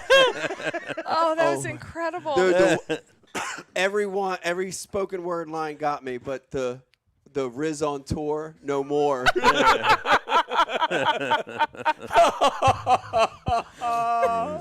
Oh God, that was good. Oh man, we missed Stormtrooper. It was glad to have. I was glad to see him back. I know. Yeah, he delivered impeccably. Just for a little spoken word. It was Have you ever brilliant. watched? Have you ever tried to get through 10 seconds of spoken word? I went to like a place when I was in my 20s. So you know. Yeah, where like it was an open mic night, spoken word. You could just get up and do it. And the first couple I was kind of like, huh, okay. But after like multiple people get up and it's like that, you're like, I can't drink enough. It's this is not my thing. It's insane. More People 10 cup, pouring out please. their incoherent soul. Like it's, it's so insufferable. And was the Stormtrooper like the pages kept getting held up in front of your face? So I found these glasses in the parking lot of our swim club. They're like 2 for girls, and I'm looking at them fogged up through a cage. Right? Like, It's hard to decipher. not exactly the best. Wow. Wow. Wow. I'm literally going to play that back over and over I and know. over. I cannot wait to play that back. Drawer. I may even make that my ringtone. Like my entire ringtone is going to be that spoken I know word. he's going to be mad, Riz. Oh, that was so good. Riz tour, Riz no more. Riz tour, Riz no more, man. Work boots still in the box. Work gloves still at the store. I don't know why. I'm sorry, Riz. I am sorry, man. Man. Riz, We love you, he Riz. can take it. We He might can take actually it. have is to a like killer. post so people Yeah. can digest. Yeah. Because some people are like, I don't understand what he's saying. Like we could all understand you, but I don't know if everyone caught all of it. I want you guys to dissect it for me. I got like 10% of it. I want to know. I'm going to dive in. We're going to have these controversy, theory. Nah, it was all clean. You got to play it slow, and then you got to play it in reverse. Play it backwards. I wonder if I didn't. Like I wonder it's if an I old didn't have Black the Sabbath mic. album. I wonder if I didn't have the mic close to my face. Nah, dude, it was good. Okay. It was It good. was We're so just good. it was the accent stick, bro. I've been listening to a lot of Black Sabbath lately. Have you? Yeah. What the? Going back? Yeah. You're opening I've been portals going you back. shouldn't be. I've been working. I've been working out to it. They have a Disney movie out. The woman from Black Sabbath has a Disney movie out. No doubt. Perversion. Absolute perversion. Yeah, the Black 100 Dalmatians movie. What's Cruella? Yes, Cruella has Black Sabbath on the soundtrack. The Wizard. We should roll really? out to the Wizard. That's not an accident. That's by design. Yeah. Oh no, it's Paying it's homage perfect. to their masters. Well, It's perfect. Our Estella was Cruella for Christmas because we saw the movie. For Halloween. Oh, yeah, for Halloween. Which might be for Christmas as well. Sorry. But anyways, in the movie, Cruella's birth name is Estella. Yeah. And so when we saw that, funny. we're like, well, there's your It's Halloween super funny. costume. That's awesome. Yeah. It's the best soundtrack. It's like it's all 60s and 70s rock, and it's really good soundtrack. But I couldn't believe they have Black Sabbath. So I've been listening to Ozzy and Black Sabbath for since I watched the movie. Keep for your a kids month. further away from Disney than you do the boys' camp counselor. I'm telling you right now. All right? Oh my God. It was just a good movie, man. No, So I get it. I understand. It's funny. So I'll show you some stuff. you talked about listening to Black Sabbath, but so I had a rental. So I took a trip I had to go to Spirit Lake for a few days in Iowa to do a little product development for Berkeley. Mm-hmm. The easiest way was to fly into Minneapolis, St. Paul, and grab a rental, and then just drive about 3-hour drive. So I'm in the car, and those radio stations are in and out. There wasn't satellite radio. So I ended up, one will go on and then one will die and you'll keep turning. So anyway, I turned it to this other channel, and I'm just country, just farm fields, just nothing, farms and windmills. That's all that's out there, right? And channel went bad, and then all of a sudden I turned another one, and it was Chingy. Right here. And that was Pete's favorite song back in the day. That's good stuff. Chingy. Yeah. Chingy and I had a relationship for a while. Yeah, I remember that. Well. That was back in little Pete's era, Well, it's your exposure. I yeah, mean, but I that would- was I great. would- But that I was song, not a hip hop guy. Yeah, but man. that song specifically takes me back to our travels, and we stopped in Atlanta one time. Yeah. and it was the Chingy era for Pete. Pete's Chingy era. I was already out. So you know how a song brings you back to that time? Holiday Inn. What was Yeah, that song? yeah, all that's bringing me back. man. Motel, hotel, Holiday Inn? No, later. That's way later. I don't know. Yeah, later. he said it. I mean, come on. You're right. All right, got a mystery tackle box I'd here. like to cheers to something. Let's toast. Yeah, Wow. let's toast. Let's toast to Pete. Let's Nah, toast to you're Pete's, right. Pete's porch. I'll take it. No. Pete's Porch. Let's do a toast to tonight's show. It is the holiday special, so let's make a toast here's to to us. Merry Christmas. yeah to our everybody. fans, everyone watching. Let's do a toast to us. This is how many Christmas episodes, holiday specials have we had? 8? Yeah, we've been doing this since 2014. Is that 8? Wow. Cluck cluck. 13. Beck. 7. I think 13. Hold on. Wait, 14 might have been one of my trivia questions. Damn it. Oh, yeah. Oh, we still have trivia questions. Damn it. No, I think our first episode was in 2014. This is the most ADD toast ever. This is. Well, Can we cheers. just- Cheers, guys. Let's Cheers. shoot these things. Cheers. Merry Somebody Christmas. look guys. up when we started. Cheers. You can't. BTC, love you, man. They're not. They're on, Nah. they're on the tower. Are they? They're on the tower downstairs. Tin cup. Oh my God, that's so good. Um, Shout out to Mark Zona for that little intro. For yeah, that was great. See? Little Thank you, Z Z. intro right there. Thank you, Z. Pete, the holidays are here. In addition to Bash University, which makes a great gift, Mystery Tackle Box does as well. I love these things. I've actually gifted these to Look at the top of my that. uncle. Yeah. I've gifted these to Vegas. I'm not drinking So that. if you have a fisherman, that you know or grease. love, this makes a great holiday gift. And you know they the can be deal. found now at Dick's Sporting Goods. They can be found at Dick's. Amazon. Amazon. Yep. MysteryTackleBox.com. Go Yep. straight there. This is one of my favorite parts of the show, Pete, and we are the only live podcast that does this. We're going to break the seal.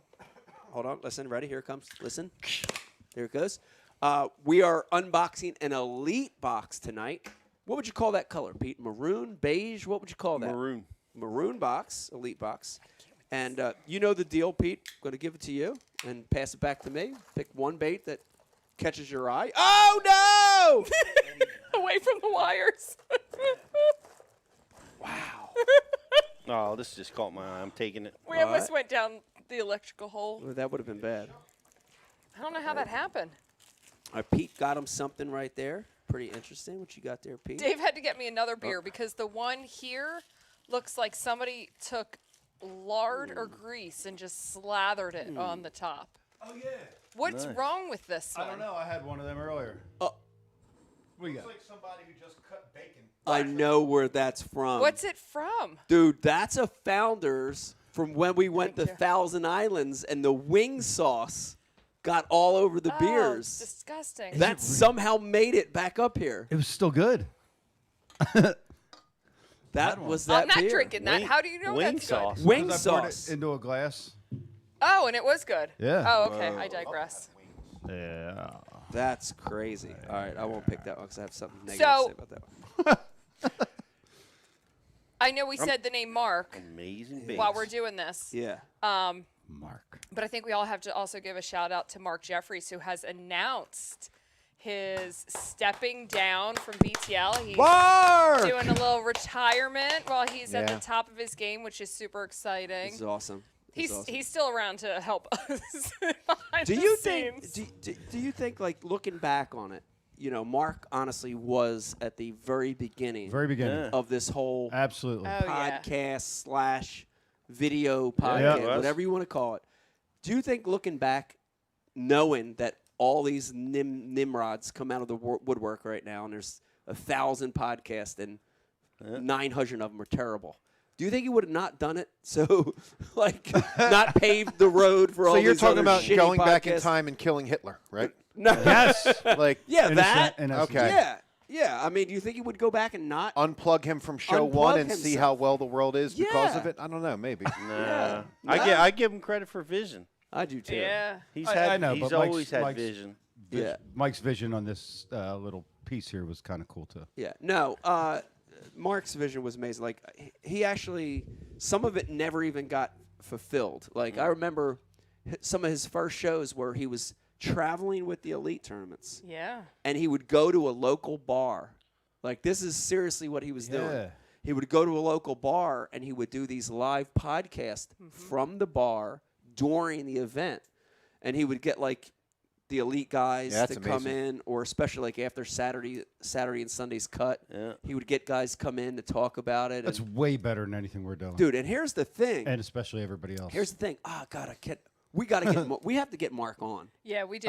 yeah. because. But yeah, here's the other thing. Think about it. You just said that he went like remote and did it. This is back before there was all this equipment to Oh, make all yeah. the it stuff that easy. made it easy. yeah, Yeah. yeah. But Now you here's could do He it with your figured iPhone. all Yeah. that out. yeah. Yes. Here's me again turning it negative and making a big thing out of Shocker. it.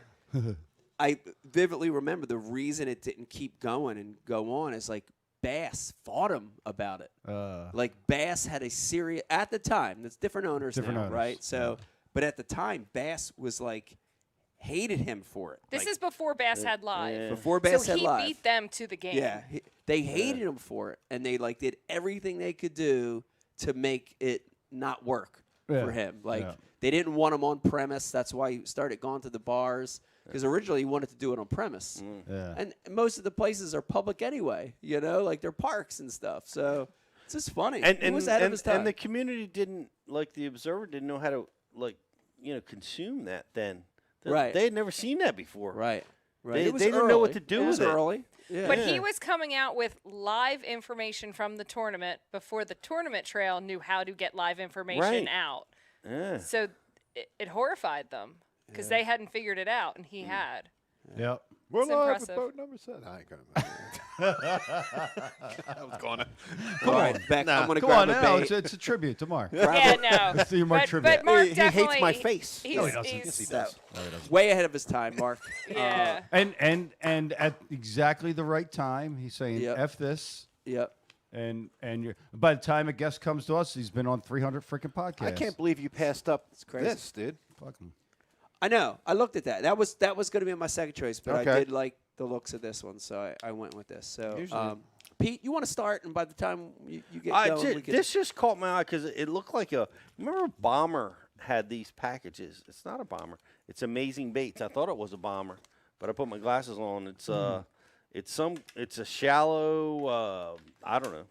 It's a shallow crankbait. It's interesting. I don't know that I would ever buy this off the shelf, but man, I'd like to see what it does. You know? Can I see it real quick? Let me see. Oh yeah, yeah. It's got a weird, like elongated body. Yeah. Pretty interesting. It almost looks like a interesting. shallow diver / wake bait. Right. Small with little a with a feather tail. Yeah, I like that looks of that thing. Interesting. That looks cool. The runt. The runt. Okay, Pete, I love this because I am obsessed with the frog bite, and so is Vegas. I picked out a live target sunfish topwater.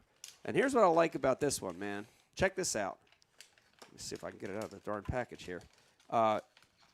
Very realistic bluegill shape, but it's a double-pronged frog, right? Mm-hmm. And if you look at it, they oriented it so it looks like the sunfish is laying flat and hurt. That is amazing. Dude, isn't that cool? Looks just like a Look at that shit. a bluegill. How soft is it though? Because you know that's the problem. It's not super soft, but it's not like No, this I've is felt fine, rock dude. hard ones before. This is perfect. Yeah, dude, that's a good looking frog. I can see him eating Wow. that thing. Yeah, I'm going. I live would have target. chose that too. They walk the Sunfish. dog like you wouldn't believe. Do they this walk the bait. dog? Oh, you've thrown them? Wow. Yep. Wow, very cool bait. You've thrown that specific bait? Yep. Oh wow. Have you caught fish on it? No. Okay, but No. it looks good. It walks looks good in the water, but I haven't spent enough time with it. You know. Right. Yeah, it's cool looking It's an bait. interesting bait. Yeah, I like it. Miss Rebecca, what do you got? Pick something good there. Okay, so excuse me. Wow, just hit puberty. Lighthouse Lures Mini Shad. This was I did this for Vegas. He is my root beer lover, so Root beer. He does like him some root beer. I got the little root beer mini shad. Oh my gosh, I put these nails on last night and I can't function. So look, it's just a little mini shad, but this is totally a Vegas bait right here. There you go. Nice looking swim bait. Realistic. Any scent on there, Beck?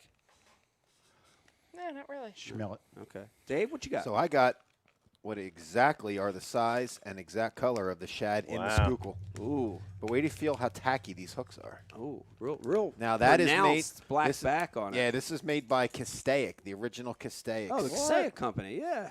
Yeah. Dude. No, that's legit. Look at the different eyes on top for different depths. Now that is super interesting, dude. That it has two line ties on it, almost like a blade bait.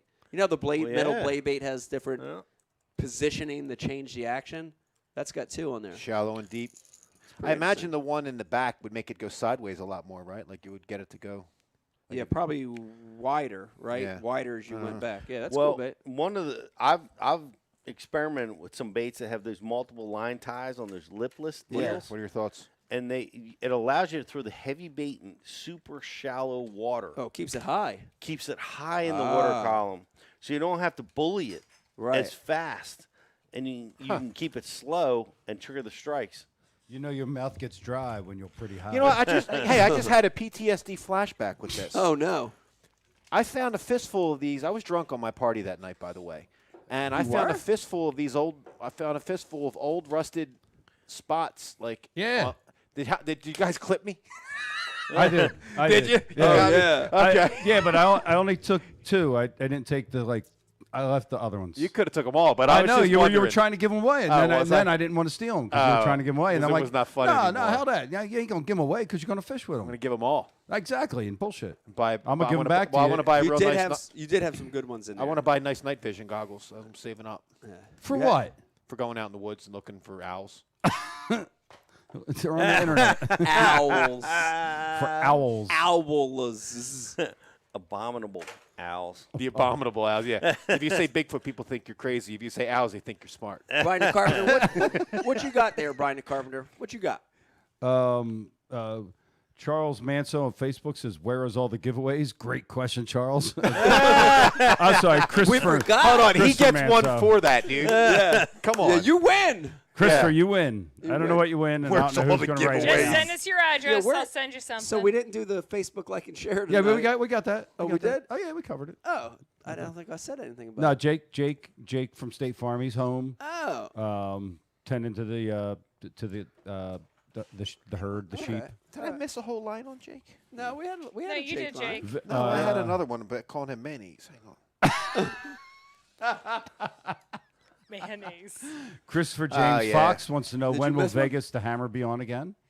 Vegas the Dude, Hammer he wanted wanted to be on this show, like, desperately. What's up with the rationing in the Vegas? The people want them. I know. Vegas rationing. We should have a Vegas special. Let him We're do his supposed whole to. show. You know, his entire You show could just himself. prompt him, and he could probably talk for hours about the crazy stuff that just comes into his head and Yeah. just comes Let's out keep his it mouth. efficient at first, and then we'll go there. And him and Dave can start their own show. No, right now he's you obsessed don't with want- his building. So last week he was obsessed with building rockets. Yeah. And he has Subs. a 3D Now like subs. CAD maker, and this week it's submarines. Subs this week. Yeah, propellers, everything. Yeah. Mike, you got to show him what me, Mark Keogh, and Bruce Levinson used to do. We used to cut the ends of wiffle ball bats off, and we would take the bottle rockets, and if he's in the rockets, Yeah. and we would use it as like a rifle. And that was before airsoft. That was our airsoft. We would shoot bottle rockets at each other in the Out of the woods. wiffle ball Yeah, bat. we'd wear our Oh, Rambo yeah. jackets and go out into the woods, man, dude. That's awesome. Yeah. Man. That's awesome. You probably shouldn't show them that. The best part is if anyone finds a rocket in their yard with a number on it, it's Vegas's because he puts my phone number on every rocket in case they land in someone's The yard. last one he They can shot, call me. dude. The last one he shot, He can went, get it back. went up, and we never saw it land. No. It just, I was like, oh. Dude, I tried to introduce David into those rockets when he was younger than Vegas, and I Yeah. get him this really awesome rocket. We assemble it together. We get out to the field. I run the wire. I got the battery. Yeah. And it's like we do the countdown, and it's like I'm ready to hit the thing. He's like not even. He's like off, just looking over. he didn't even care, dude. I thought we were gonna have like this great dad moment, like, you know, and like thanks, Dad. You know, it wasn't like that, dude. I was honestly, I was semi shocked. It worked because he did the whole. Like he's like Becky. He refuses to read instructions. No, you read instructions when you get jammed up. Yeah. I'm sorry. I There's was like- suggestions. I was like, I'm with you. I'm like, surely this thing's not going to work. He never read a direction. He assembled the whole thing by himself. Mike Like, was wow. so upset. I was horrified. I couldn't believe it. And I'm like, this ain't going to work. And, you know, he does the countdown, and I'm recording. I'm like, oh, God, poor kid. And then all of a sudden, Holy crap. What the fuck? Took off. If we ever go into a long ride, like we ever on a long ride with each other again, I'll explain the biomechanics of why people do that to you. I know why. Do what to him? Skip directions and try to do it without, and then kind of reverse engineer the directions to correct their mistake. There is a mechanism that causes that. Like in your brain, there is? Well, Vegas and I are both dyslexic. Yeah, well, no, it has nothing to do with that. So, like, reading the instructions is. Well, Like, those instructions are translated from Chinese, so they're usually really poorly translated. I mean, Vegas and I would prefer to just look at something and figure out how it ultimately Same goes here. together. Yeah. Show me a the couple funnest pictures. way. that And then if needs to I'm look not like quite that, good sure, enough. I might Yeah. check. Yeah. Yeah. It's interesting. Anyhow. All right, Pete, with we are weeks away from Christmas. Any big item you're looking for this year from Santa or Shelley or anybody else? What is your heart desire for Christmas this year, Pete? Give us something. Man, that's a rough question, man. I didn't expect that question. All right, Dave. Next. So like realistically, what I want? thing. Realistic. Or, like, yeah, if- no, realistic. Oh, okay. yes. Realistic. No, I don't yeah. want anything. I have 2-year-old sneakers. You know what I mean? I don't need anything. I have no utility for any of that kind of stuff. I was guessing in my mind. I was guessing like something for the yard, something for the man cave or the yard. No. Nothing like that. No, not that. I have everything, dude. I don't need anything. No. What about a log splitter? No, I use a hatchet. Okay. Yeah, You wouldn't want a mechanical log splitter? Well, where am I going to put it? In the back, next to the kayaks. Yeah. Do you have one of them? No. You don't have. We don't have enough trees. I've asked for a log I splitter. refuse to get a log splitter. Log we, splitter. we don't 10 have years. enough trees. I would love a log splitter. Would love one. Just find trees to cut down. It's not happening. I'm just saying. I would Nah. have Log no splitter. trees left in the backyard. No, if I had something, I would want like a really super rad pair of like binoculars, the kind you see like you saw the captain of the submarine in Hunt for Red October, the Sean Connery. Yeah. If you, like them kind of binoculars that like you're really seeing shit, not like that stuff next to you over there. No, I got They're like a pair Yamaha. of really good ones Yeah. a few years That's ago. what I was What are you thinking looking about at? doing. Yamaha. What are you trying to see? Wildlife and Yeah, flora yeah. and fauna. Just wildlife mainly. Sasquatch. You know, you're not going to. Dude, they show themselves to you. You don't go find them, dude. And if you happen across one of them, it has nothing to do with anything you did, man. Yo, that link I sent you Yeah. this week, that was from Kumar.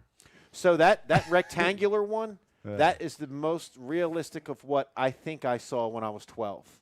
Yeah. Like I told you, it looked like a refrigerator. It didn't look. You didn't. It wasn't like A floating refrigerator? It was like Well, the graphics rectangular. weren't as good back then in the 80s. They were block-like. You know what I mean? Yeah, the pixel. He was The operating in less pixels. Yeah. But that was. I'd never seen that. I'd never seen that picture. They looked like a guy in a suit, but at least the frame of it, the frame was what was most realistic to what we saw. Yep. You know? Mike, what do you want for Christmas? A log splitter.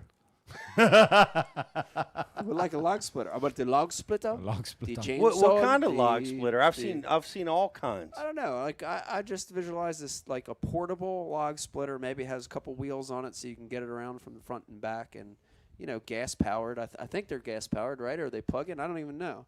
And just split some logs. You know what I mean? Just Nice. old school. You put it in a little slot. Yeah. You hit a button. Do you guys- split do you guys have logs a now fireplace? manually? I now? don't. Bullshit, dude. I don't. No, I when you chain- go I out there, when you got to chainsaw cut logs. wood, it's a physical activity, man. You got to Big get deal. the sweat on. You got to get the callus. Yeah. Do enough- You gotta I do s- enough You physical got to activity. miss a bunch of times. I miss Yeah. a lot. Yeah. Hatcheting them down. I'm just whatever I it is. When mean- it's coming down, I can't eye it up properly, and I'll glance off of it, and then it shoots out, and I'll then it's like not standing right. Like I'm not good at splitting the wood, but I mean, you might as well just buy the fake log at the gas station if you want a log splitter. I don't know. I think a log splitter would be cool. All right. Beck, what do you want? A river house? No, I really don't have.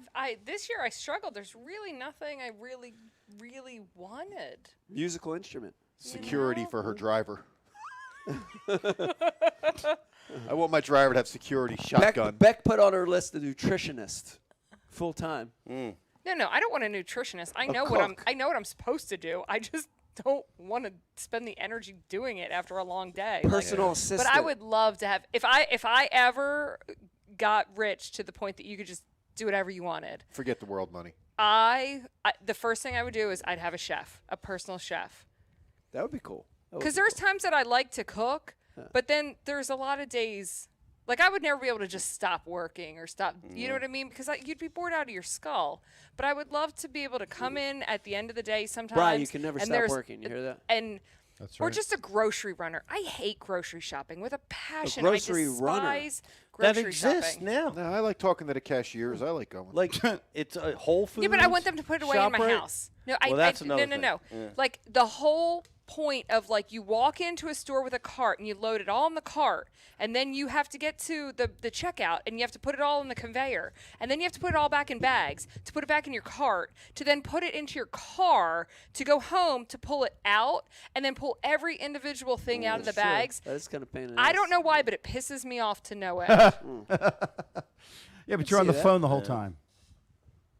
You're doing like three different things. You're not just doing that. You're talking to your mom. I know how she you work. answers like, I just can't. I know how you work. Well, no. Now I just get on the phone and go, kids, what do you want? And put it in the phone, and someone brings it to the house There a you few days go. later.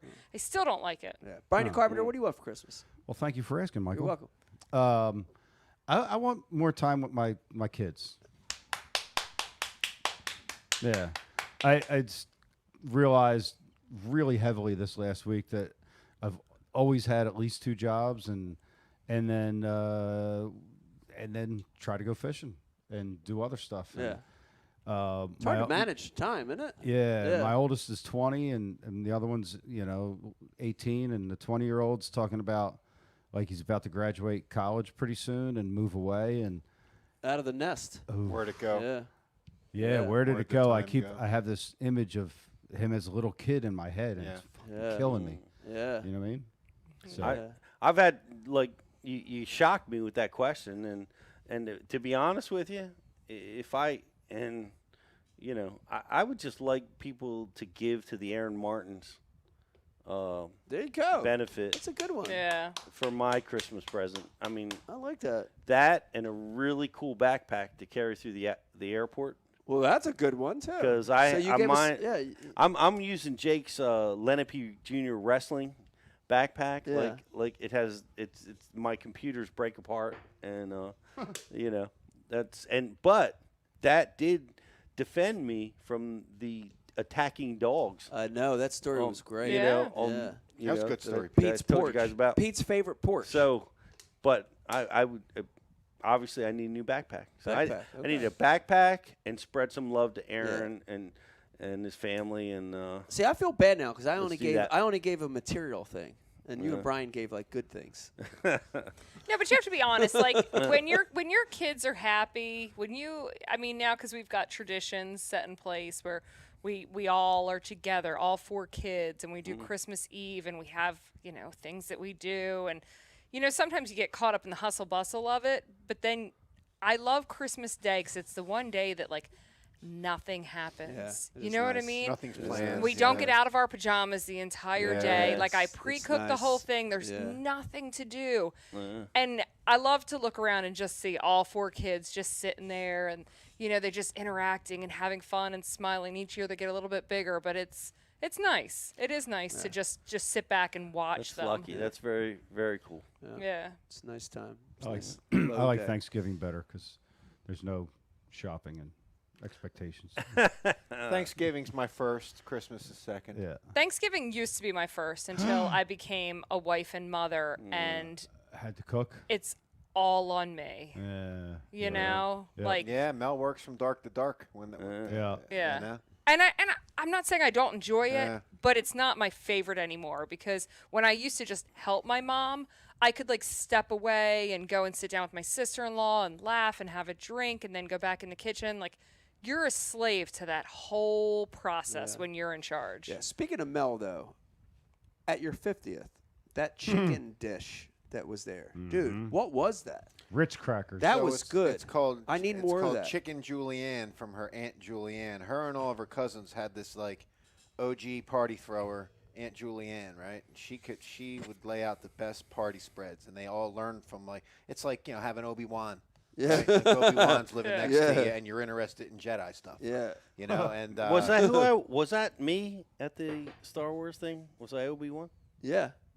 You Was were Obi-Wan Kenobi. You were. That's right. Yeah, He was. good job. Yeah. All right. Pete, you won. You won. You get the prize. 25-pound Tell that sack. dude all mad that you're not giving no prizes. We gave him to Pete tonight. She'll send. I'll get her to send back you Dude, the that recipe was to it. I That know. was so banging. good. That chicken's good. Banging. Yeah. Yeah. I mean, everything was good, but that was banging. Yeah. That was memorable. All right, do you Ritz guys want to crackers in play it. some of my trivia? Yes. Let's play a little trivia. Just to see if you guys can remember. All right, so we already know that we started in 2014. Does anyone remember when intern Eric started? What, like a time? What year? I'm going to say, How I many call years it then? 2000. What year did we start? 14. I'm going to call it. 13. I call it 2016. I was going to say. Yeah. No, it's okay. All right, I'm going to go with 17. I'll go with 16. Well, I get last pick. I didn't pick yet. I think you're supposed to just spit it out. I mean, I would say gotta be- between. I would say about 17 and a half. Bri? That's 12 months. 1701. It was 2017. Wow. Now, here's the interesting part. How many interns have we had? Well, we had 5. Dave. 5. Dave, a.k.a. What was Dave's Forgot about a.k.a.? Dave. Wallace. Dave Wallace. Yeah. Okay. And then who's next? Eric. Eric. Zog, Zog. Zog. Riz, Riz. Yake. And Jake? yeah, Jake. Jake. Jacob. Just Jake. Jacob. Wow, 5 interns. Man, it's pretty good. Mayonnaise Jake. Mayonnaise. I missed the whole line. Mayonnaise. You missed the line? All right. Brian, you know this because you see it all the time, but does anyone know how many episodes we've had? No, actually, I don't know it. No? That's a made-up number. Yeah. Fake news. No, I think it's pretty accurate. It's pretty close. 7. I just add one to the last whatever. 87. 87. Pete. Grow up, Pete. We had 100th We had a anniversary. show 100. Pete, whatever you won last time. 130. 137. 138. Well, I was thinking we could I do said one a month. 137, Mike. I you just know? said 137. It's 136. What? Ah! Dang it. What episode had the most guests? would have been the Delaware River. I know that. Delaware River. Yeah. I know. I was going to say The every first Ike every Foundation episode. We rolled. Where was our first remote show? We had a remote show? At the Hilton in At- Cherry Hill. It wasn't. It was the Crown Plaza. That's what it's called, the Crown If Plaza. we're not counting the classic. in Cherry then it Hill. would be the classic. Yeah, if we're not counting the classics. Yeah. Yeah. Because that's classic shit. What was it, Beck? Well, to Brian's point, you could either say it was at the Classics or the Crown Plaza. Okay. Either one that we did. We really should try to get a show at Garrity's place and get We all the local should. anglers there Yeah. and bring them up and interview them. It would be fun to do a thing at his place. Oh, yeah. Sure. By the way, BRRC, Barrington Rod and Reel, has their Christmas party tonight. Oh. I think I should send somebody the Zoom link real quick to get a check-in. Oh. Because I think the strippers are there. Ah. They have strippers there? What? Wow, that's Wayne Morris is amazing. in his underwear. I also had on here, how many bottles of Jack Daniels has Pete consumed since inception? Oh, since 138 shows? I would say 138 bottles. What do you guess, Pete? 1 bottle per show. I divided by 4. About a quarter bottle per show. Half bottle a show. So what is that? 130 divided by 4. What is that? 25 megaliters. 50. Yeah, but they're handles. Them bottles are handles. That's a All right, big- here's a question for everyone watching. Can you guys For name anyone and watching. you guys don't answer this because I know you guys know. Can you name another one of Dave's characters? Yes. Oh yeah, I can. I know we can, but Come on, Dave. Bring 'em out. Dude, I'm at a blank. I got one. Dude, the best one is the one in my mind is the best one ever. That Brian hated.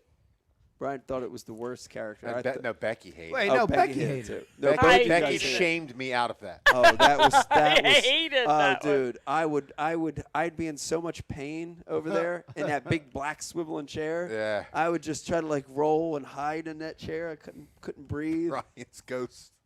Oh, dude, what a great character that was. That was an amazing Bring 'em out. Oh Oh man. man, I know, but you know what? That really, I guarantee it was just us that liked it, and then everyone else probably hated it. Yeah, I don't know. man. well, no one remembers. No one's saying them. Because no one's watching. No one cares. We've been rambling about dumb shit forever. Yeah. So we had a Stormtrooper. Well, we had Hudley- we got Hudley Brian's Crockett. ghost. Hudley Crockett.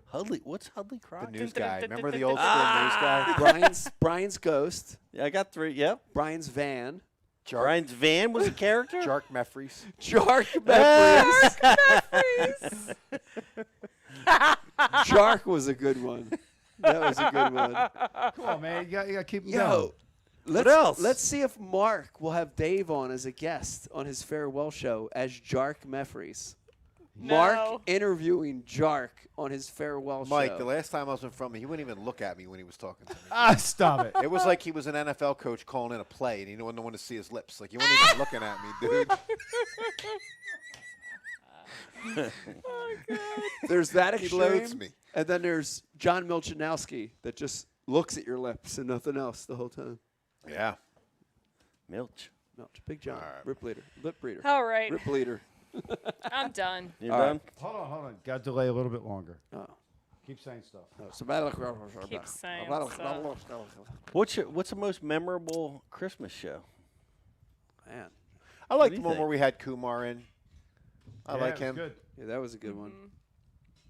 Yay, Kumar. I like to be around him more. I like talking to him. He's Yay, smart. Kumar. I have to say that all of our earlier shows, I remember just having so much fun because, like, there were no rules. Yeah. You know what I mean? Like, now we have rules. You know, Yeah. we have to be careful with this thing. You Well, know there what was I mean? that- But, like, yeah, we were through a few things that were frightening, so it sobered us up a little bit. yeah. Well, I Yeah, guess we talked about yeah, it. we forgot a character. He showed up Yeah, for that I one wasn't- show and yeah, never came back yeah. again. Who was that? Satan? We'll talk about it after. Oh, okay. No. Well, we talked about something during the break that we're not very PG rated, and Brian booked a high school. Oh, that was the best. The high school Coach, the high school yeah. fishing coach. That was great. They didn't make it on because he No. pulled the plug within 5 minutes of No. watching the show. He's like, "Yeah, the kids and I will not be on. The Yeah, parent, I'll be fired." Early on in those shows, I would have a tendency to like be intoxicated before the show even started. Be like, You were 3 just or in a 4. mood, dude. You come off the road and you were air humping shit. You were talking about. Well, there's nothing wrong with air humping. Everybody Well, air humps I don't know, every once in a yeah. while. Well, So would you say that Ric Flair was his favorite character to play? That's right.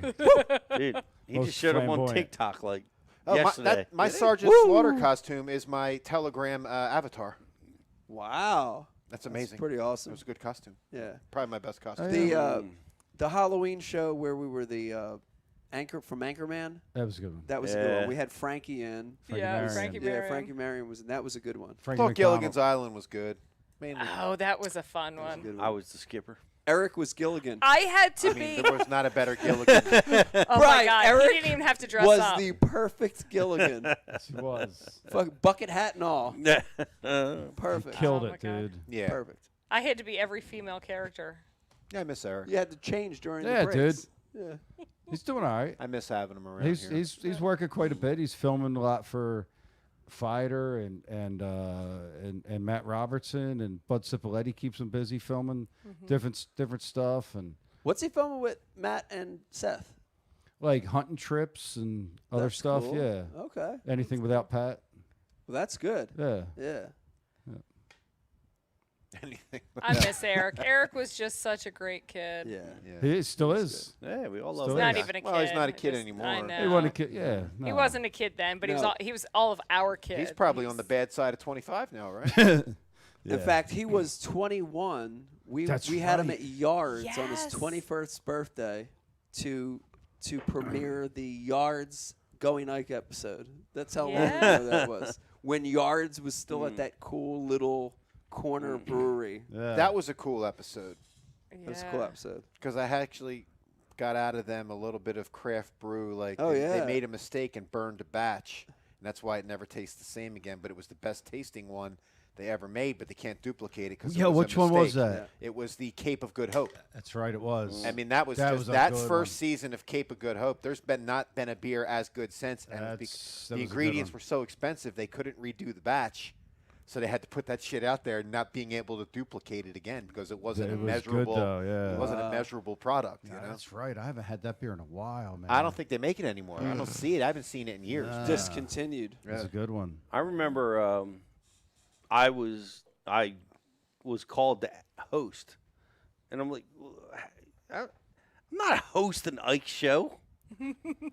and I think Ed Bassmasters was my guest host on my very first.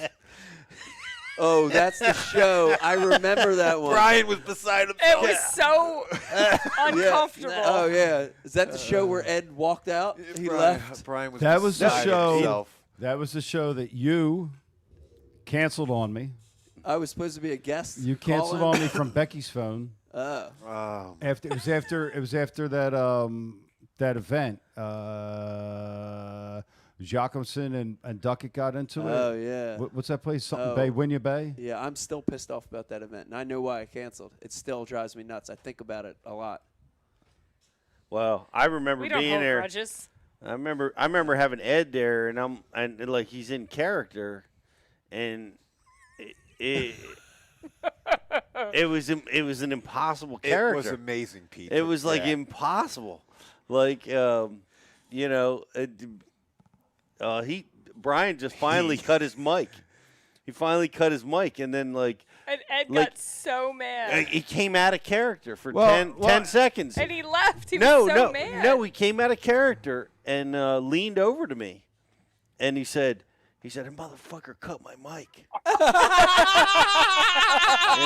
Did I just say that? Yeah. Did I just say that? Pete just dropped that word? I just dropped that. I'm sorry. Pete, watching you suffer through that, I can remember almost Oh man! Oh, we got a live feed here. We got a live feed from the Barrington Rod Hill Christmas Johnny party. says no. We see a Miller Lite on the table. We actually see Taz. do we see a stripper?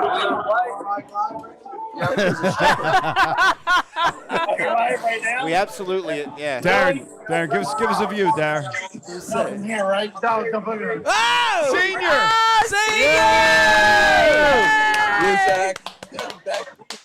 What's up, big dog?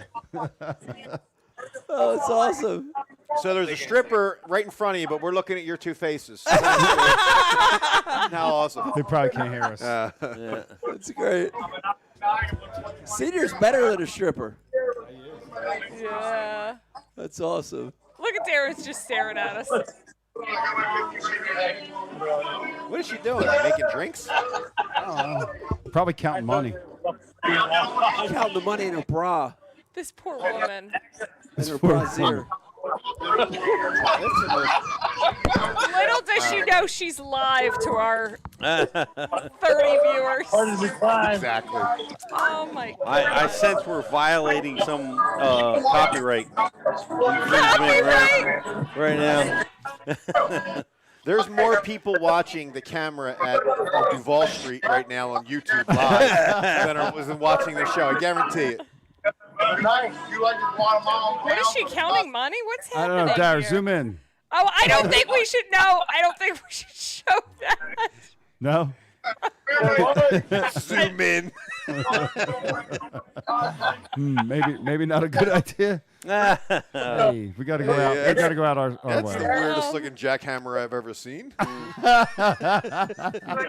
That's a weird wrench.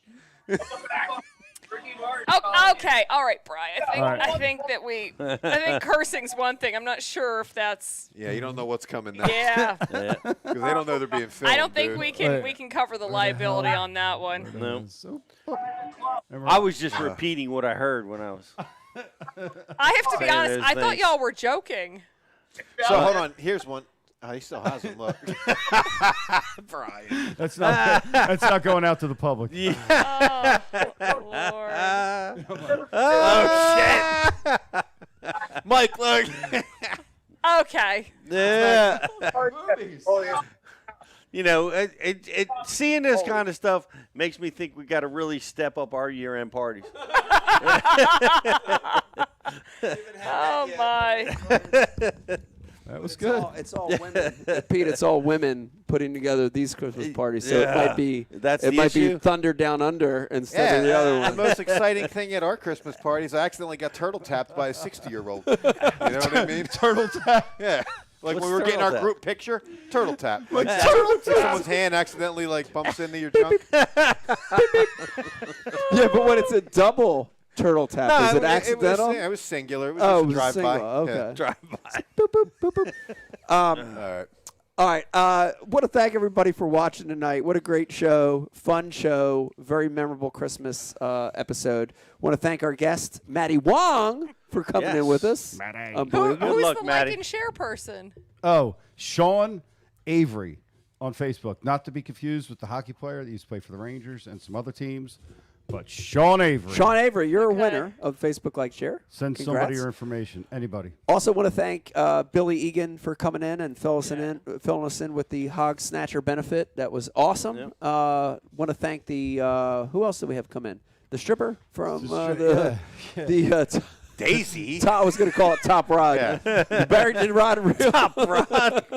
How funny is that? Special. That was funny to bring them in. Should have done it earlier, dude. Yeah, that was good. And want to thank everybody for watching and listening. If we don't talk to you before Christmas, have a wonderful Christmas. Have a happy holiday. Yeah, shout out to Bobby Lane. He wanted to be on tonight, but we'll talk to just Bobby. didn't work out. We'll talk to Bobby. Go win it, Bobby. Yeah, go win it, Bobby. If you cancel Ike Live, you better win the thing, huh?